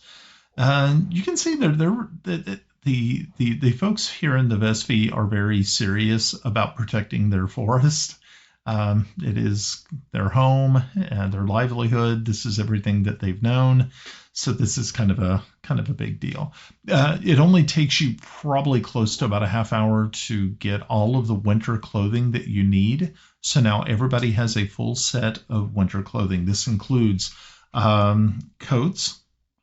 It also includes climbing gear, like if you were for boots and things of that nature. What are they? You have pitons. Is it pitons? I think those are the ones. Yes. Okay, yeah. And then you also have I think they're called crampons, something like that. Those are for your boots. I don't know that much about climbing anything because I don't climb stuff. Yeah, ice hammers, all of the rope. Ice hammer, yeah. Yeah, you have everything that you would need if you were going to go to Everest, except the oxygen bottles. Yeah. And the dead bodies. And the dead bodies. Yeah. Yeah. Yeah. Remember, what is it? Take only pictures, leave only corpses. Yeah. Yeah. Let's see here. So are we also getting, outdoor gear for camping? Does that also come with it? That's totally up to you if you want to get those. Oh, I mean, if something happened to the griffins, we might need it. Just one of those things. But it's up to you guys. What do you say? I have bubbles. I don't care. I don't think we need the camping gear, really. Yeah, I think we got mostly like tents and things, unless you're talking about maybe more winterized. That's what I was thinking. That maybe a few extra bedrolls and underwear and socks. Tomas has got his special pillow, so he's okay. Yeah. I'm just gonna say, Lucan underoos are underwear that's fun to wear. Cool. Okay, yeah. So yeah, by the end of it, you have everything that you need. You have you have the equipment that you would be able to handle cold weather scenarios. So that is one thing that you can add to your inventory. If you want to add it to your inventory, you can. And the beautiful thing is all of this was provided by Lady Ilya and Raven at no cost to you. What are we adding? Winter weather. Winter gear. We went to CIF and drew our winter gear. Yeah, and when you return it, it better be in pristine condition. Better condition than when you got it. Yeah. It's still in the plastic. What do you mean it's dirty? Greatest thing coming back from the Gulf. Here's my lost in the war fucking paperwork. Kiss my ass, CIF. But anyway. Oh boy. So we're there. My favorite was not turning in something and then going to the end of it. Goes, but I turned that in earlier. Nice. All right, so out of that, do we loop up and go after him tonight with an hour and 12 minutes to go? Yes. Charge. Da-da-da-da-da-da. You want to go tonight? No. Sleep and then go. Sleep and go. Okay. So, yeah, you all head back to the tower. You take dinner. Raven lays out pillows that don't have so much pubes on them on the floor, and there's makes little sleepy cots for people, and everybody gets all settled down. Timble, though, you are very fortunate because you don't actually have to sleep on the floor. Yeah. Your elven girlfriend will take care of that for you. Messed up kids. They gonna be some messed up kids. Little inbred. Little weirdos. Accent on the little. We can't do that because I can't say anything. Yeah. The wife is sitting right there. So. Onward and hi, wife. We go. Hi. That's awesome. Drag people in there. Okay, yeah. So, all right, yeah. So you guys settle in for a really nice evening. Belly's full. Everybody has full hit points back. Any spell slots that you were missing, you now are good to go. Oh, Yarn, one thing that you didn't... Did you not have enough money for a ring of spell storing? No, I did not. Oh, okay. Damn. Okay. No way, hell, no way. Okay, that's cool. I was just wondering. I was thinking about it just now. I'm like, going, did he ever get one of those? Or nope. Because I know y'all were kind of thinking at one point in time you were thinking maybe getting two, one for Kiffi, one for you, which would have been pretty cool. 10,000 gold. Yeah, that's a lot of gold. 10,000. 10,000 gold. Really not so much given the horde that is sitting out there that we have to fly back in the morning anyway. Maybe we should stop by and grab a couple. Well, you're very optimistic that you're going to make it, but that you're going to be coming back. Well, on the way back, we should probably stop and get several thousand worth of. Yes. Okay. So you do remember that this horde was really supposed to go to the people of Bissell and Celene, but you guys keep robbing it, so that's fine. We are the people of Bissell and Celene. Oh, I see. You're going to rationalize the hell out of that, huh? It is going to the people helping us defeat their enemy, our enemy. Yeah. And the Chancellor's tax. Yeah. Here's a gold piece for Celene, a gold piece for Bissell, and a gold piece for me. That's right. Absolutely. No, seriously. We're going there on a mission to find the stupid egg. Right? Yes. So, if we're not taking money from the people of Bissell or Celene, we are taking money to support that mission. Yep. No, I see it like in Dumb and Dumber, where they kept stealing the money out of the briefcase, but there were IOUs. Like IOU for a Ferrari. You might want to hold on to that one. I'm utilizing the funds available to accomplish the goals of the dragon. Okay. So by the time that you actually, you all get up, get dressed, everybody's great. You say goodbye to your hostesses, and you make your way back out, and they wave to you from the ground as you fly away to the west. Alrighty. We're off like a herd of hurdles. Yeah. So you're only looking at about another 2-hour flight. Let's see if the weather has improved. That would be nice. Yeah, it'd be nice and balmy and wearing winter coats. Oh yeah, they get like some sort of. I thought that earlier. Okay, we come off quick. Sudden heat wave. I grew up in this Missouri. This is where I would insert a yo mama joke, Russ, but that's okay. I'll make it a Glenn's mom. Okay. Your mama says it comes off quick. Oh my gosh. Terrible mama jokes. How horrible. Okay. You guys are lovely. And yesterday was her birthday. Yeah. Oh. Well, that was wild. Happy no. snake handling celestial birthday. Yeah. There we go. Unfortunately, the winds have not increased, but they have not subsided. So you're still having to go through that. So you will have a little bit of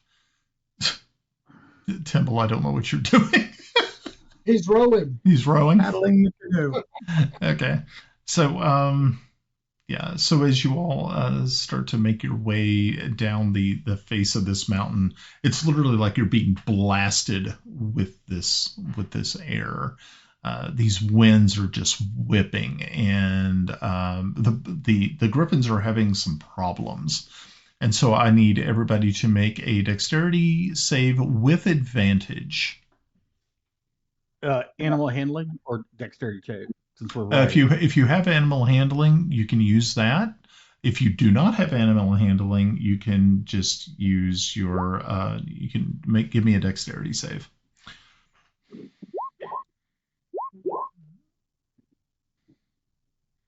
Okay, so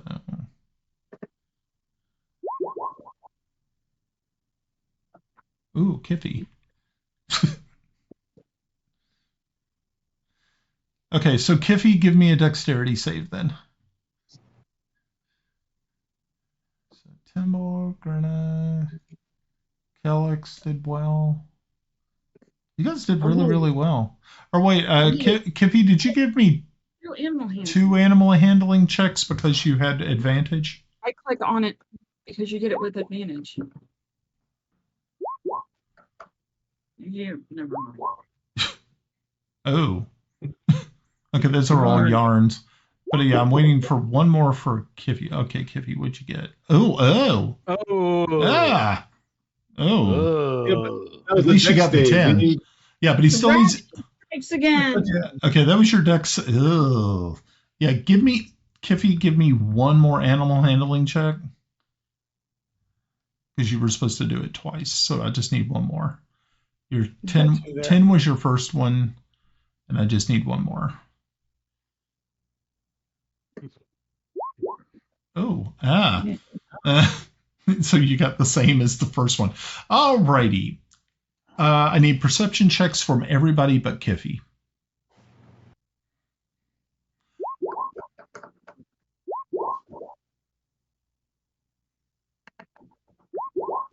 Nice. No, it sucked. Okay. So Yarn is really about the only person who notices that Kiffi is having an issue with his griffin, and Yarn, you actually see him. Well, hold on, let me see if Grenna also noticed. Grenna, can you give me a perception check? Okay, so it was Yarn and Grenna noticed that Kiffi slides out of the saddle as his bird is literally being like almost a 90-degree dive, and you see him go over the front of his bird, and he starts to fall. Now you're looking at probably close to about probably about a 300-foot fall. So if he hits the ground, most likely he's going to not make it. Go bounce. Yeah. So what are you guys going to do? Like I said, the only two people who noticed it was Yarn and Grenna. Can our griffins dive after him? Can the griffins dive faster than he can fall? With the wind blowing against them, it's going to be very, very difficult to do that. Okay, let's see what I've got. See what you got. I have to show him those straps that, kind of help hold you in. No comment. I've got nothing unless I try to go after him. Hold on. Stand by.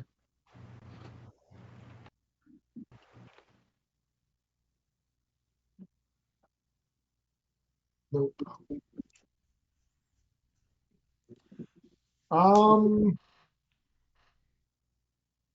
Pray to your God. No. No. You have nothing? How close am I to him? Oh, right now you are probably, let's see, because wingspans of these things are pretty impressive. So you're at least probably about 5 yards away. Oh, okay. I'm assuming with the wind, can't really throw anything at him to catch. Right. What is the flying speed of the griffins? Let's see. The griffins with this wind, their flying speed. Let's see what the flying speed is, because I think with this wind, it's going to be cut in half, unfortunately. Let's see. Griffin, 5e flying. Let's see what they say. Oh, there it is. Cool. Speed, okay, fly is 80, so it's going to be cut in half to 40. Let's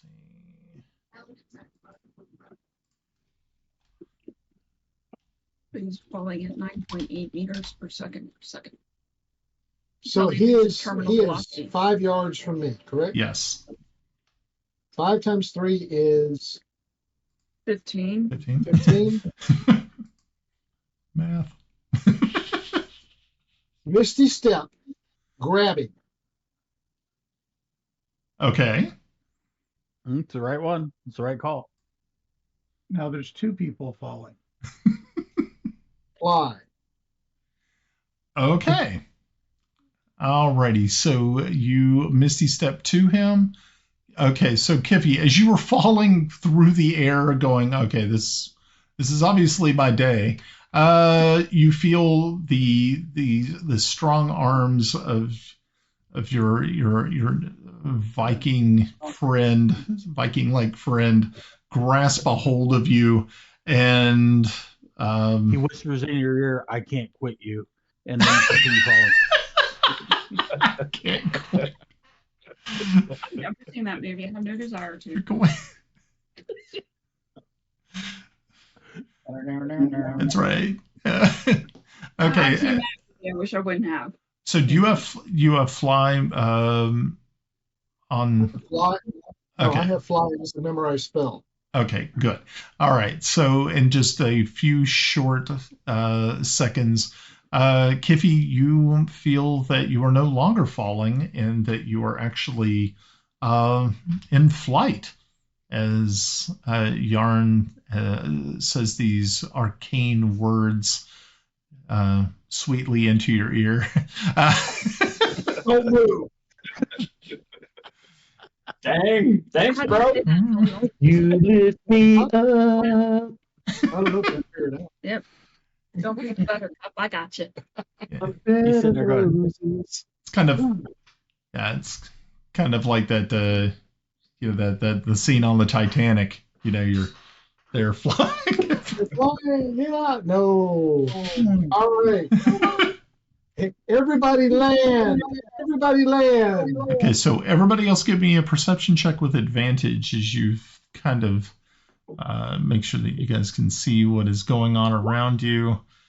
Grenna, Kelex, nice.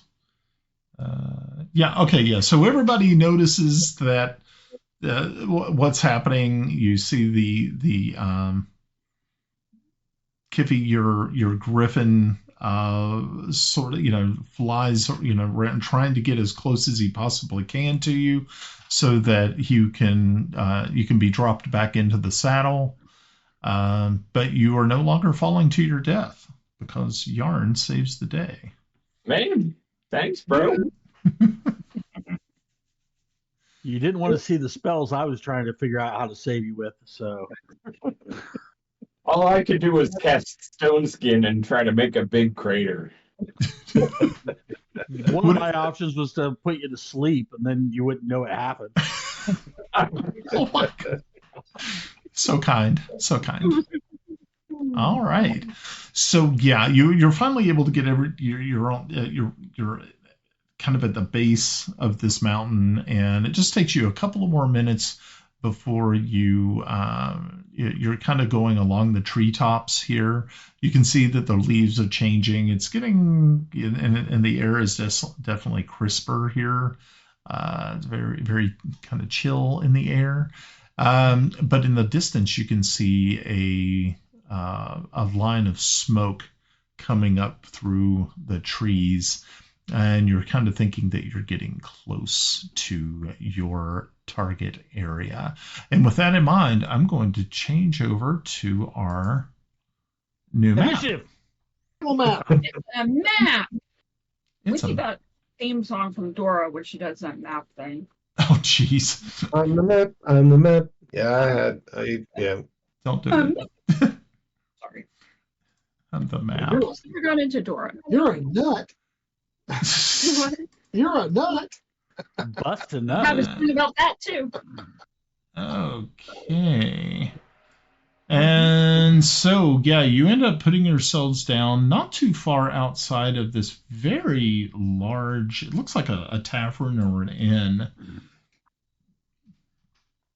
I gotta see exactly what everybody can see. If you can't see, let me know. Where am I? I see. You have to scroll out, and all I see is all kind of weird fingers, like passages, There and I get am. light down. There I am. Okay. There we go. So off to the left, Yes. Gilbert. Okay, it should be more I daylight did than just fine. this, What's the but bitch about? Did I land somewhere alone? Because I only see me. Yeah, I only see me, which I think it's just the. hold on a minute. One Ryan, minute. can you hit me with light? Yep, hold on one moment. Okay. I shall help you. I didn't say help. I said hit me with light. Oh, you got to hit you with light. Oh, okay. Well, you should actually be, it should be daylight. So I'm going to make it Okay. more daylight. Oh, that would sort of. definitely change the way this looks. Yeah, it Oh, would. Yeah, it probably would. So hang tight just a Although minute. the dark and doesn't bother I me will because I fix it. see just fine. I shall fix it.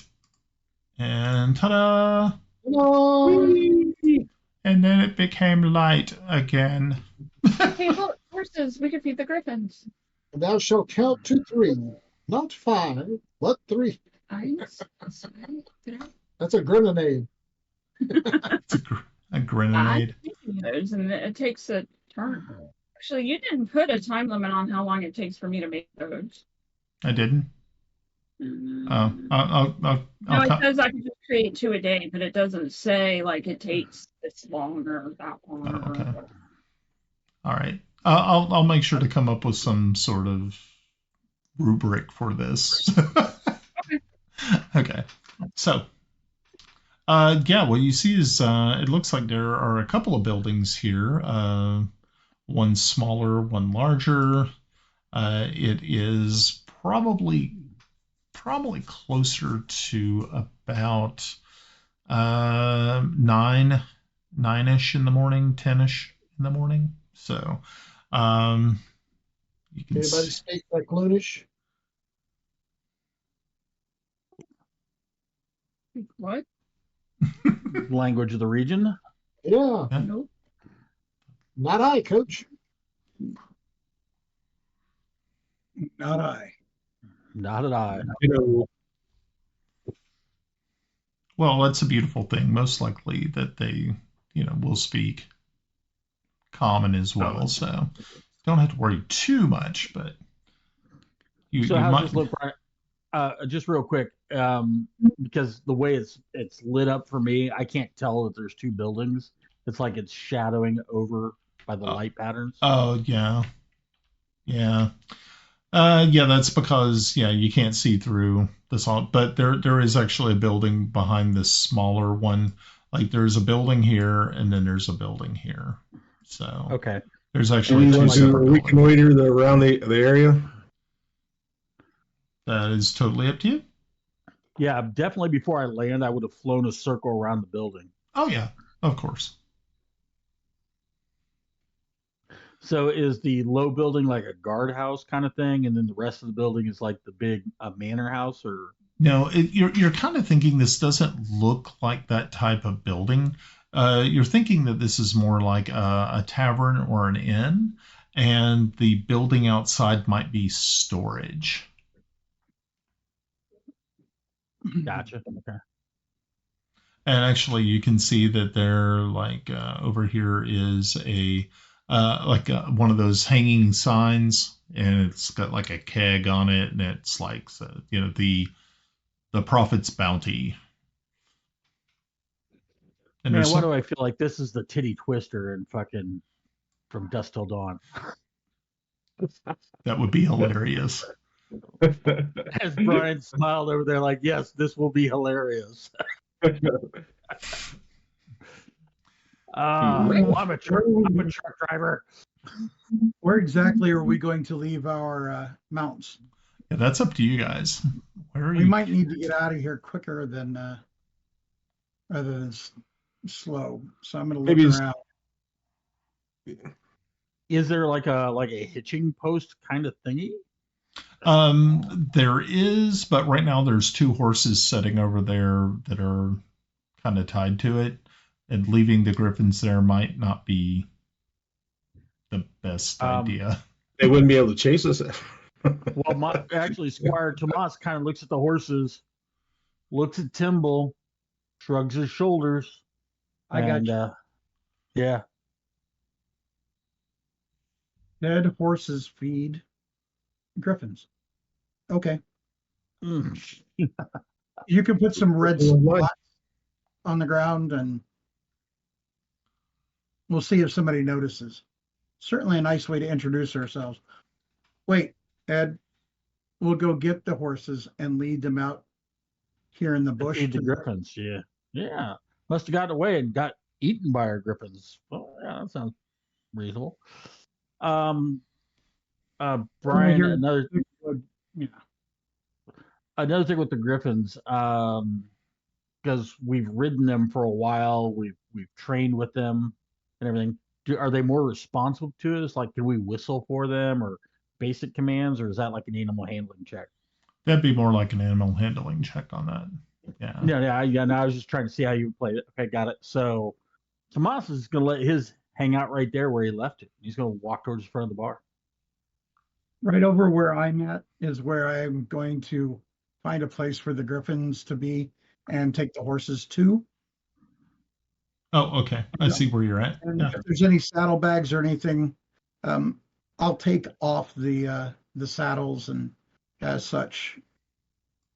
So I don't want my griffin trying to get past the saddle.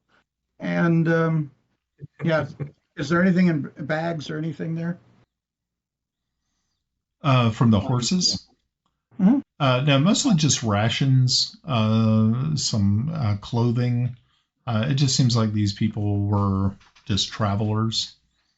So, okay, well, I'm going to lay the stuff to the side, and who knows, we may need it. Clothing could happen. Okay. Is this weird that I'm actually having deja vu? Well, it could be Mary and Joseph's horse, so that we just... No, this whole thing, for some reason, it just seems kind of vague, really familiar all of a sudden. No, just me. Sorry, carry on.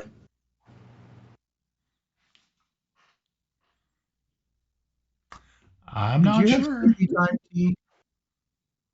So Tomas is going to the door. Okay. He's waiting for everybody else before he walks in.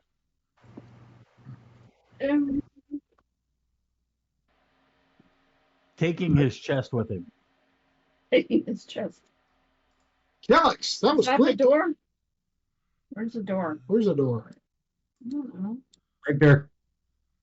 Where? There's the window. a door, and there's a door. Window. Where the horses aren't. Well, you Okay. can tell when it's not a door because it's ajar.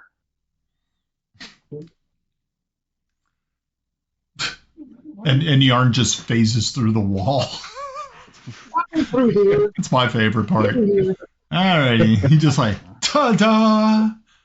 Well, I guess everybody goes away from grand entrance and says screw it and says, hey, there we go. Alrighty, so as you walk in, you can see that this is a pretty large place. I mean, there's plenty of tables, and there are some actual people here. Looks like they're just travelers and things of that nature. You see that there's at least two to three women who are serving. There's a gentleman back behind the bar here.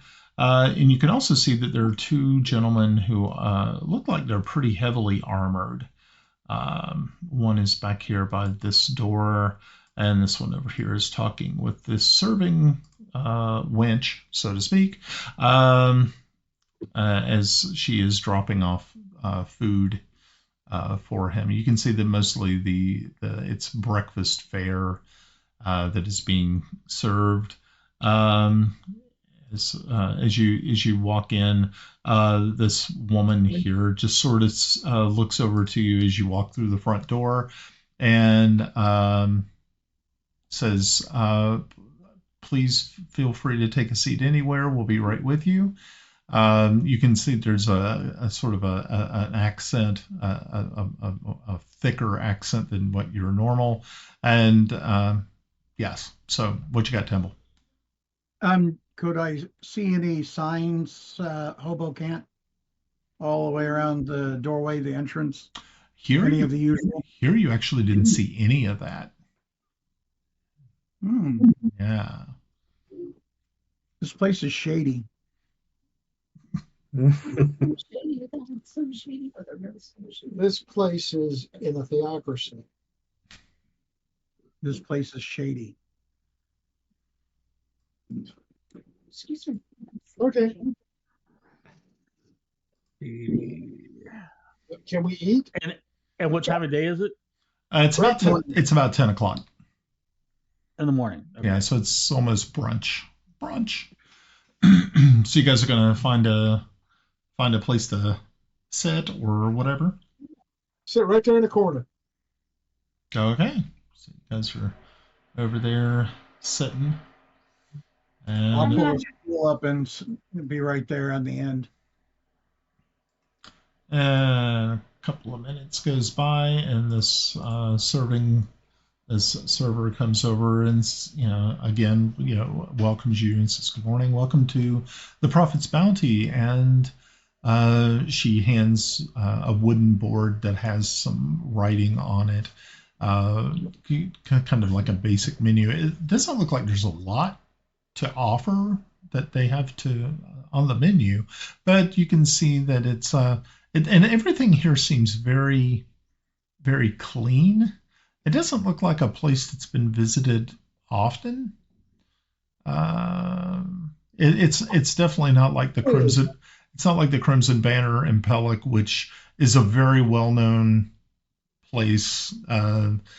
It's the everything just seems a little too new. Why do I get the feeling we're going to have to burn the bar to save it? I'm down with that.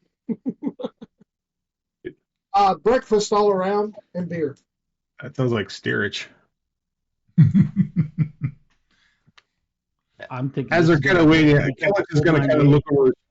Kelex is going to kind of look over his shoulder. Do I see any kind of arms or symbols on the armored fellows? Yes, these are Ket soldiers. Okay, and so they're definitely yeah, but no kind of something that kind of detains it as like an honor guard or anything like that. Nope, no. But one thing that caught your eye as she was putting the menu down is that there is something on the back side of it. And as you flip it over to kind of look, you realize that it's one of the wanted posters for Grenna is pasted on the back of it. So I have a picture of what I look like. So yeah, all they had was like the hooded person with like the really scary looking dog. That was really about all they had. And Bubbles stayed outside. Yeah. So I did that on purpose. Hey, where's Tomas? Oh, sorry. Tomas is coming in. Yeah, I was moving in, so where's everybody at? So, okay. Everybody's here. Actually, Tomas kind of walks over by the fire and sets up his starts stringing his lute and getting ready to play. I rolled a 24 on performance, Brian. Critical success. Okay. Yeah. Okay. So you roll this critical success, and the entire place is like dead silent as they watch you do this. And well, here's my song. I sing a song. In the shadow of the mountains where the river cuts the land, the kingdom of Ket marches forth, a fierce and fiery band, with drums that beat like thunder and banners flying high, as Bissell's borderlands tremble beneath their battle cry.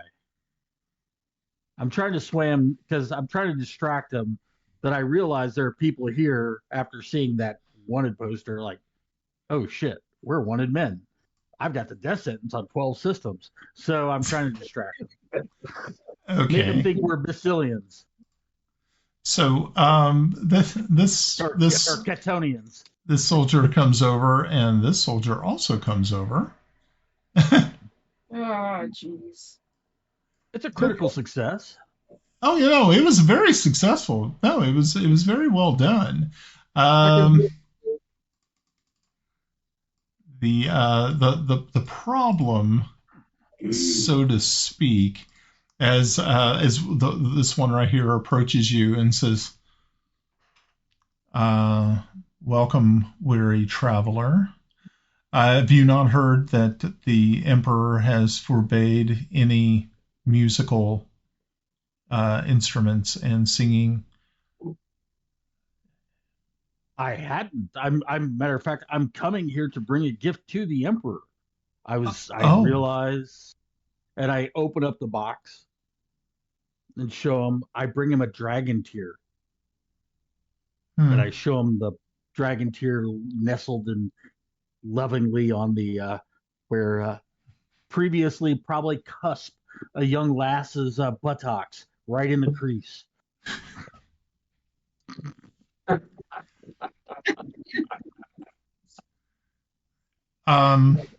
So I can hit them from here. Said, and what land do you travel from, oh musical traveler? Well, as a musical traveler, I come from a faraway place where desert camels roam. Oh. I'm stalling while I'm trying to pull up the map to see if the name of the country is up there, so stand with me. Okay, and so he's like, oh, and then he quickly switches to Becklunish and to carry on the conversation. It's obvious I'm not Becklunish, but I'm from Tejmet. Remember, I actually went and found clothes from Tejmet and stuff like that. So, can I hear the conversation? Give me a perception check. You're on the other side of the room, so you'll give it with disadvantage, please. Right.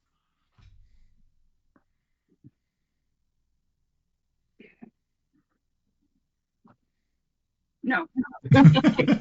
So, Sir Tomas says, "Do I look Becklunish?" And then I start picking out Cotton Eye Joe.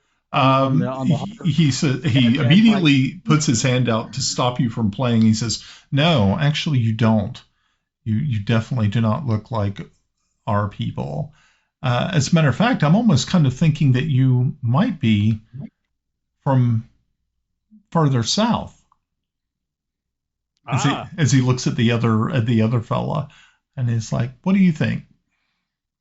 The other guy says, "Yeah, it doesn't look like." Are we? Since it's kind of gotten quiet in here, I mean, obviously, are we taking notice that that Tomas is now getting a little surrounded? Oh yeah, he's getting. It looks like he's being questioned. I'm gonna walk over. It's like as you get there, you hear one of them say, "Das Papier, bitte." Actually, Cav, are you gonna go over? Yeah, I'm going over. I'll go over with you. I actually speak this language. Look, I could be useful for once. Me for once. Brenna's gonna be useful. I know, right?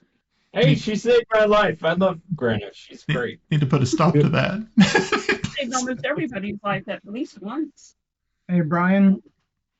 I'm going to quietly make my way over. I did make a roll for stealth, but I'm hanging here close by is my intent. Okay. I'm going to let Grenna take the lead on this then. What seems to be the problem? You speak it. Obviously, I mean, I don't understand the problem. As a traveler that I apparently am, I've obviously traveled the world. Matter of fact, let me tell you a joke. Which one is the one that's just trusting me the most, Brian? That one. The one that's standing next to Kiffi. Can I send him telepathically, shut up? No, I tell him a joke. Okay, go ahead. I say, let's see. Why do Backcloonish cooks always win cooking contests? And he says, go on. Because their spices are legendary and their dishes always human first. And at that, he's going to cast Tasha's hideous laughter on him. Or, sorry, Kamala Harris's hideous laughter on him. And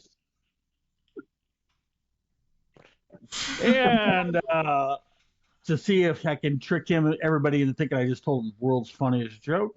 Okay. He's got a DC 15 save, and let me pull up Tasha's. Okay. Can see within range, percentage hilariously funny and falls in fits of laughter if the spell affects it. They need a wisdom save or fall prone, laughing, blah, blah, blah. Okay. So, let's see if I'll get us stuck in one way or another. Okay, so yeah, he fails and he starts laughing at the joke. The other guy doesn't understand what is so funny. But he's laughing. This lasts for 1 minute. He's on the ground laughing. Okay, so does it make him go prone? Prone and incapacitated. Okay. So, all right. So he hits the floor laughing. Everyone else around is like, what? That didn't make any. Okay, whatever. All right. So. And out of that, how many other soldiers are left in this place? Just this one that you believe. Oh, man, don't tell me if I believe. I only know one. You only see one other. Damn it. They're all soldiers. I know they are. Yes. They're all assassins. Fireball! They're ninjas. At that point, do we roll for initiative? They're all drow shadow blades. I'm sorry. Yes. I totally expect that for the record, by the way. Are we on initiative now, Brian, or is that like if you guys are ready to go to war, all right. Well, the question is, who's ready to go to war? Kiffi's a priest. He's always at war. Because I think I'm going to get I might get a surprise out of this because I've caught one guy completely off guard, correct? So I'm going to attack him and then go from what I can do from there. Yeah, and let's try to at least subdue one to see if we can get some information. Well, we got one dude that's laughing prone on the ground for a minute. So if we can wax this guy, then we can tie this guy up while he's prone. The guy with all the information is the bartender. Always, right? Oh, man, I got told to slow my political roll because of the Kamala Harris joke. Who told you that? Stephanie did. I'm like, damn it, that was actually a funny joke. That was good. Stephanie, that was good and appropriate. Yeah, it was perfect. Yeah, it was Kamala Harris's hideous laughter. Horrifying cat ever. Ha ha ha, baby. They said it was awesome. Brian? Uh-huh. Well, he asked it, who's ready for war? The one who's prone? How do you do that whole, if they're down, controlled like that? Can I just coup de grace? He's incapacitated. I think you only get advantage. Yeah, you just get advantage on them. Yeah. It's not like 3.5 where they just come up and slit throats like the old fair. That was my whole plan. The good old days. Just walk up and just murder people while they're sleeping or whatever. They goofed it up. So, alrighty. So I'll tell you what. Kelex will kind of laugh a bit and walk up to the other guy and says, "Well, at least somebody knows how to take a good joke." And I guess we roll initiative. Okay, initiative it is. Let me break out the counter here. Turn order. There's turn order. Make sure to click on your piece. Oh, I hope I did because I had a fucking. I should be in there. Yes. Well, I had a critical, so I threw another 20. Do I get a free action attack on him, Brian, because I'm catching flat-footed kind of thing, or how does that work for you? Who are you catching flat-footed? Which one? The guy the other soldier, the one that's looking like, why the hell's he laughing? Like, I don't know, that's pretty funny. Dunk. That's kind of how I'm thinking. Well, Kelex has moved in front of you, so that's not going to happen. Damn you, Kelex. I actually stick Kelex in the air. I did not show up in the turn order. Did you click on your character first before you? I did. That's okay. Nobody of consequence. Can you go ahead and try one more time? Sure. And then I'll put your initial score in. 17 that you got.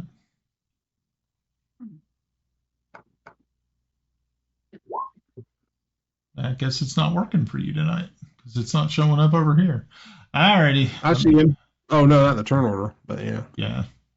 All right, let me put him in there then. Is this the point where we become murder hobos? Apparently. Kinda. What? We are at war. Guys look like the Texas Chainsaw Massacre guy. Funny thing that. Right here. Alrighty.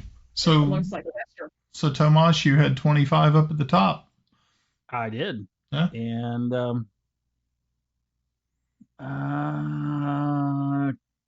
step forward a little bit and okay. If you're stepping there, you're actually that's the fireplace, so you're gonna need to get around.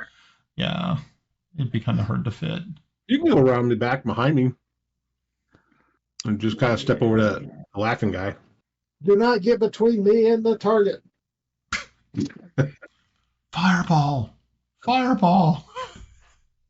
Actually, no, I think I am going to throw it. Actually. Yeah.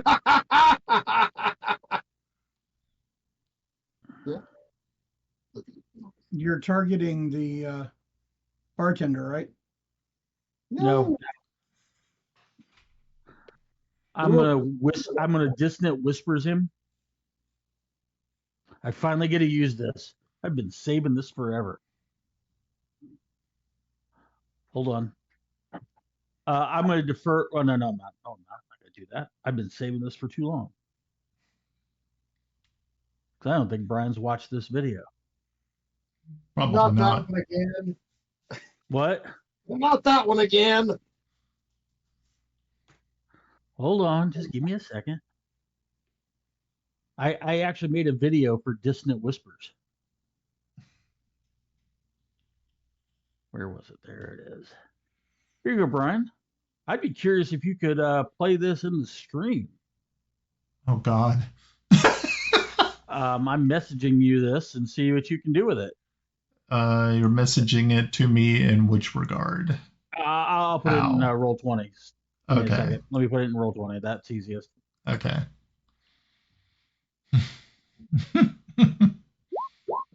Okay, let's see if this will open up. I have no idea what we're seeing here. Now, is there going to be any situation where it's like a copyright infringement? Yeah, there might be, but I've got it on my site, so it hasn't killed it there. So I know it's there. I gave it to you as a link as my site. Okay, let's see what happens. And this is what he's got going on in his head as dissonant whispers. Got to challenge his DM sometimes. Say I'm going to throw him something that he didn't expect.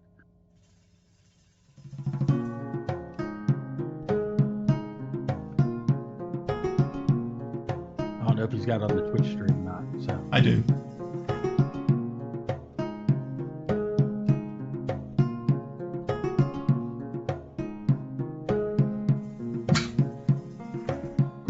We're no strangers.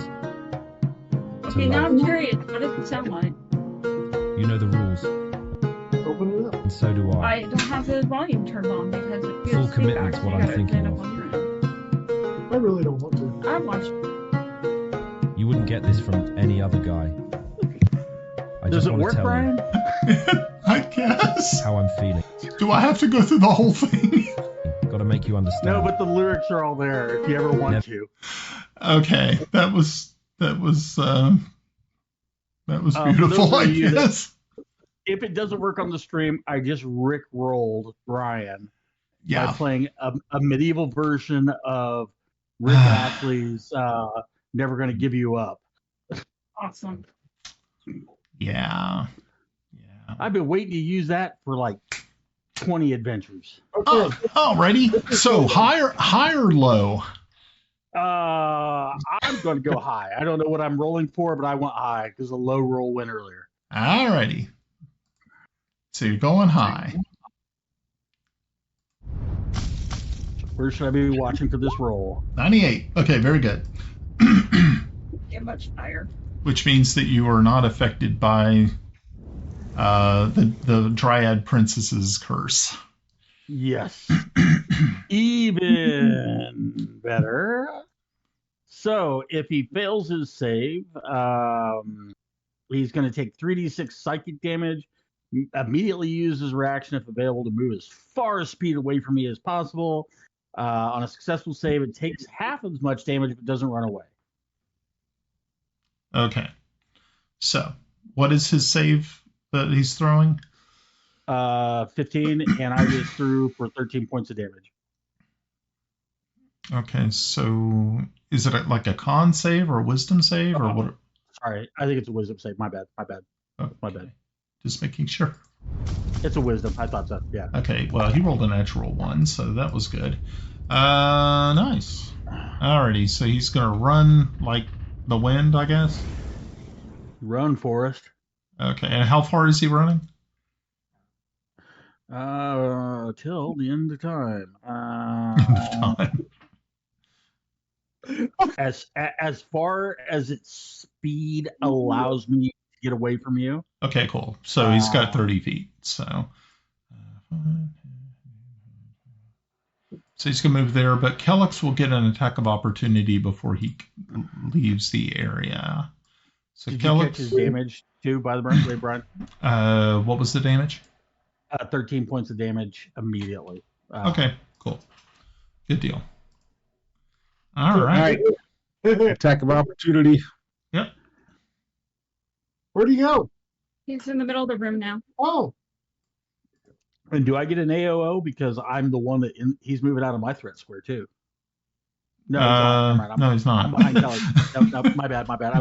I remembered. I thought I moved up next to him. My bad. You can attack Kelex if you want. No. Oh shit! Yeah. Push me in blocking. Actually, I think that was against the rules that were set down in the original. You know, no beating, no beating up our friends. Remember, we're friends. Okay. Push your food, not friends. Okay, so Kelex rolled a 32. God, 32. That's not even a. That's not a crit. That's not even a crit. Jeez. Okay, that was painful. I love it. So tell me what the damage is there, sir. All right, and all right, there's the normal damage.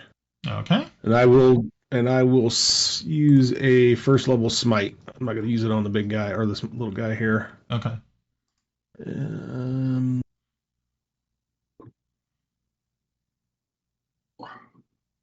So 19 points altogether.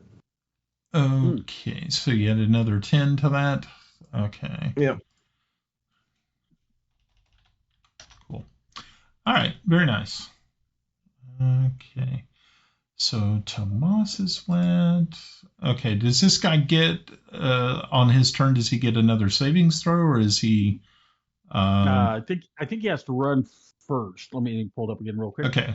Well, it takes move as far as speed as allows. The creature doesn't move. Obviously, the ground.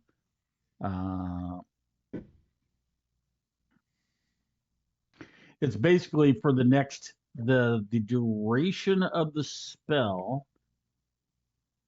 That's instantaneous. It just says he's running away from me. We ran into this with the vampires, as you might recall. I cast Dissonant Whispers on the one, and it's basically he's got to go. Okay. And then I think he gets one in the next round is what it is. But if you want to let him try one here right now, I'm cool with that too. I get it. That's okay. He just lucks into the saving throws, right? Or the initiative order. Yeah. Okay. So next is Yarn.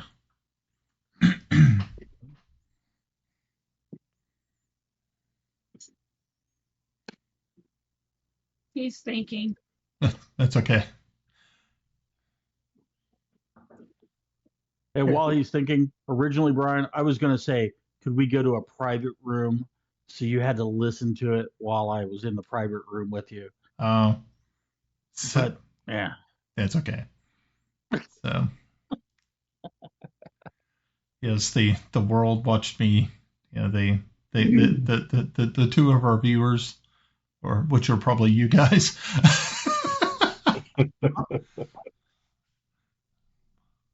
Hey, it counts as views. It doesn't matter. You don't get a chance to rickroll your DM very often. That's true. Okay. Fireball. Oh, jeez. Jesus. Okay. Overkill, isn't it? Okay, so you're centering it here, I guess? I'm centering it on him. Okay. Okay. So you're gonna. Okay, so he gets a dex savings throw. Okay, DC 16. Okay, so let's see what he had. 13, so he failed. Okay. Time out. Yeah. All right. This guy, how do I make it ping? Just hold your mouse. Just hold the mouse button down. That guy, Yeah. that guy, and that guy are carved out. Okay. They're carved out of the effect. Okay, so they're not in the effect, or are they part of the effect? They roll this. They roll a saving throw. Oh, okay. They also do it. Okay. If they save, they get no damage. If they fail, they get half damage. Okay. So you have to understand these guys are like 0 level peasants. Yeah, but at least it's a better chance than nothing. They're pretty much probably going to get F'd in the A. So just saying. Alrighty. Well, let's see what happens. Okay, so the guy nearest you, this one right here, he is going to roll, and he got a 12, so he's going to catch the full effect. Half damage. What's that? 15.5. Half damage. Why half damage? Because I carved them out. Carved them out. He failed the saving throw, so he only takes half damage. He's crafting the spell. Oh, okay. I see what he's done. Okay, fine. Yeah, he's a evoker. Oh, yeah, that's right. Yeah. Okay, next guy got us a 9. So he's also. And then this guy right here. Let's see how he did. And he got a 6 as well. So yeah, all 3 of them failed. So they take half damage, correct? Correct. Okay, so we're still looking at 15 points of damage. Yep. Yeah, for 0 level peasants. Okay, yeah, so they're dead. So all of these people die. This guy right here takes the full amount, which is the 31. So that is going to bring him to there. But he's still alive. But he ain't happy. No, he is definitely not happy. That was pretty bad. Now you also have to understand that being the most of this place is made of wood, is now on fire. So yeah. So the roof, the house, everything is on fire. I told you we on fire. Yeah. We don't need no water. Let the motherfucker burn. Okay. Pretty much. Alrighty. Great. Is there anything else you want to do, Yarn? Anything else you want to blow up or what? I think that's all I can do. Okay. Well, that's cool. Alrighty. Kiffi Blackhammer. I never even got out of my chair. He's just sitting there sipping on his brew, just casting fireball. Yeah. Yeah, so the rest of you just hear this whoosh sound, and then there's a bright explosion by the front door as everything just turns into a brilliant, it's like a flash of light. You see that there are 3 people who immediately just get, incinerated and fall to the ground. But once the smoke clears a little bit, you can see that the soldier is still up. All right. It's like the day after. So did that interfere with his movement? Well, yeah, I would think so. Now that everything around him's on fire, I would think so. Okay, Kiffi, what would you like to do? Let me just do a little bit of. Let me just do a little bit of thinking here, because I don't want to get burned down. Mm-hmm. Well, there's also the one that's laughing on the ground that we need to subdue. He'll be down there laughing long after this combat's over. Yeah, it'll be fine. Yeah. Mm.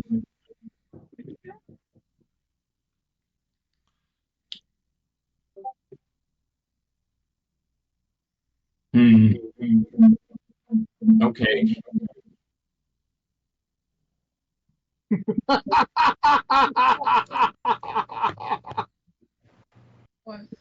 I'm not sure what's happened.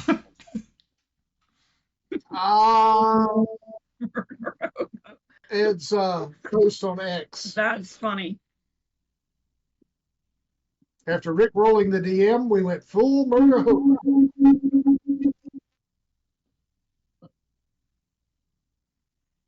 All right. I'm going to, I reckon, the old tried and true.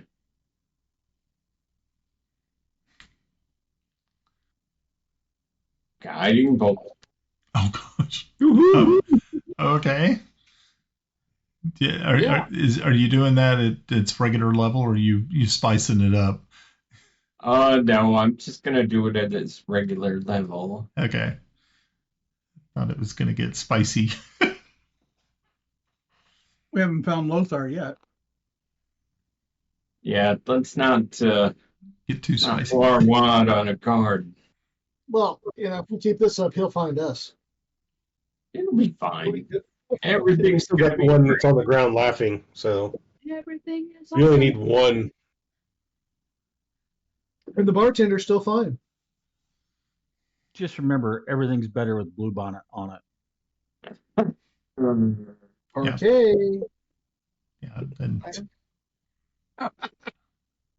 we're not sponsored by any of these, so don't worry, folks. If we're sponsored by anything, it'd be the beer companies that we use. Probably.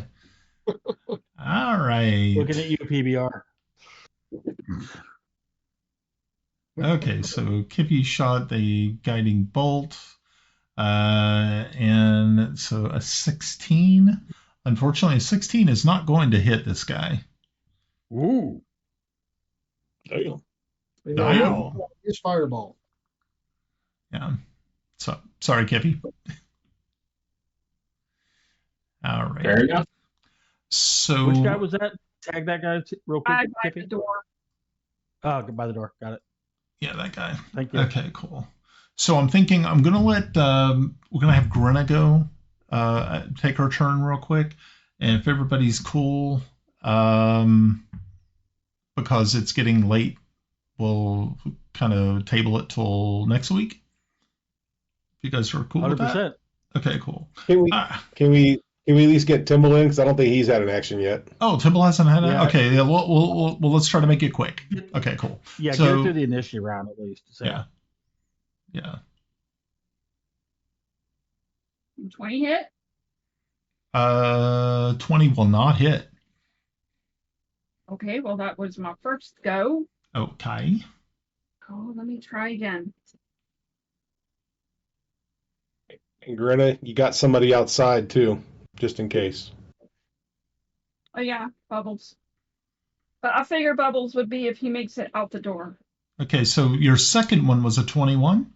Yes. That'll hit. Okay. I got several things that I'm going to be doing. Got my damage, and since I actually hit him, I can actually do... Where'd it go? Shoot.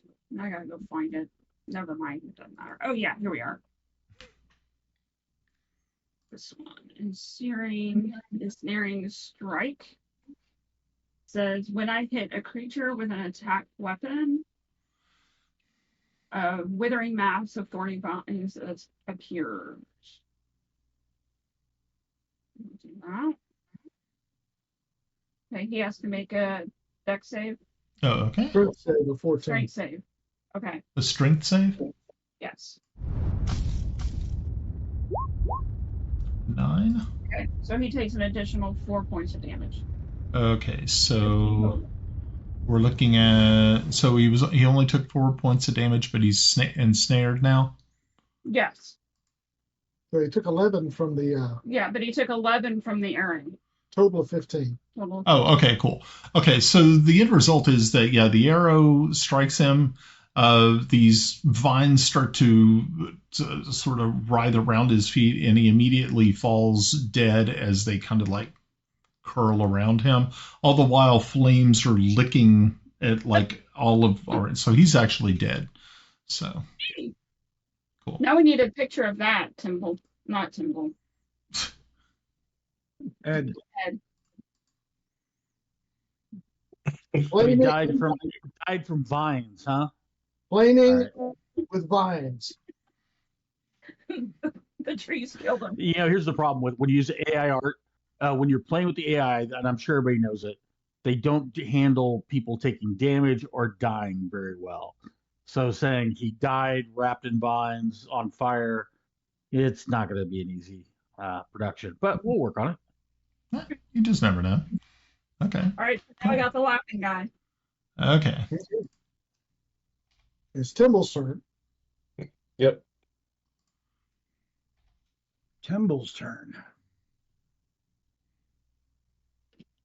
Well, what's the guy behind the bar doing? Well, right now they're going to take their turns after you guys do, because they're like literally 0 level people. So the only nasty looking guys are the 2 guards? Yeah, the rest of the people just look like normal, like peasants people. Except for the ones that are cinders.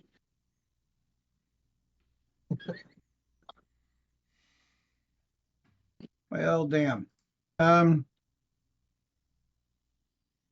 I want to attack him, but I don't want to attack him. Well, why don't you just tie him up? Stick your rapier at him and don't say intimidate him. I wish I had a snap to slap him in the back of the head with, but I don't know what the rules are like for that either now.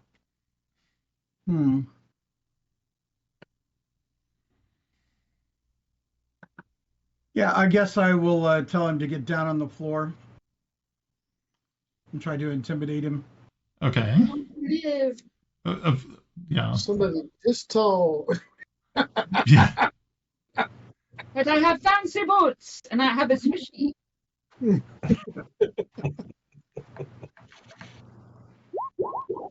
Okay. So you try to intimidate. Let's see. got to find something to be able to see if he can counter that. Well, you know what? Let's just roll.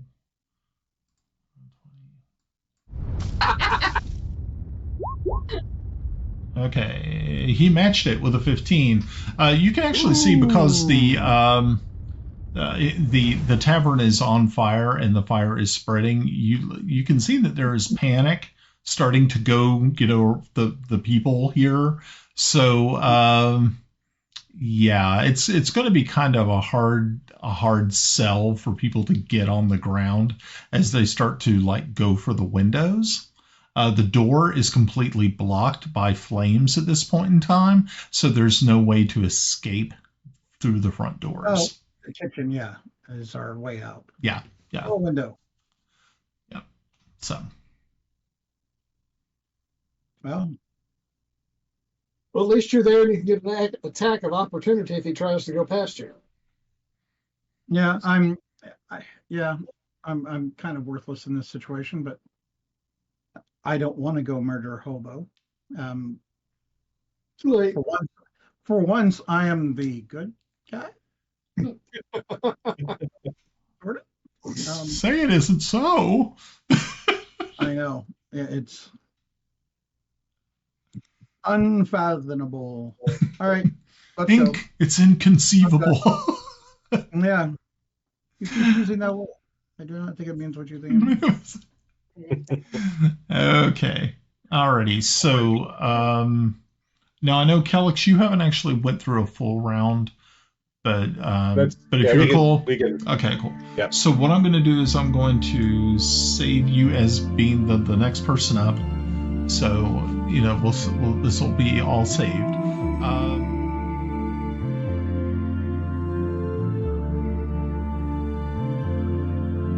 The Mystic Syndicate podcast is the creation of independent producer and host Brian Anderson. Our players are Ed as Sir Thomas Waverly, Mike G. Pav as Sir Kelex Zelenen, Melinda as Grenna Babbleboots, Russ as Járngrímur, Mike as Kiffi Blackhammer, and Glenn as Timble Snivenblaven. You can visit our podcast page at tmsyndicate.podbean.com. You can also leave a comment and subscribe to our X page at TMSYND. You can also watch our live shows on YouTube at www.youtube.com at The Mystic Syndicate 1473.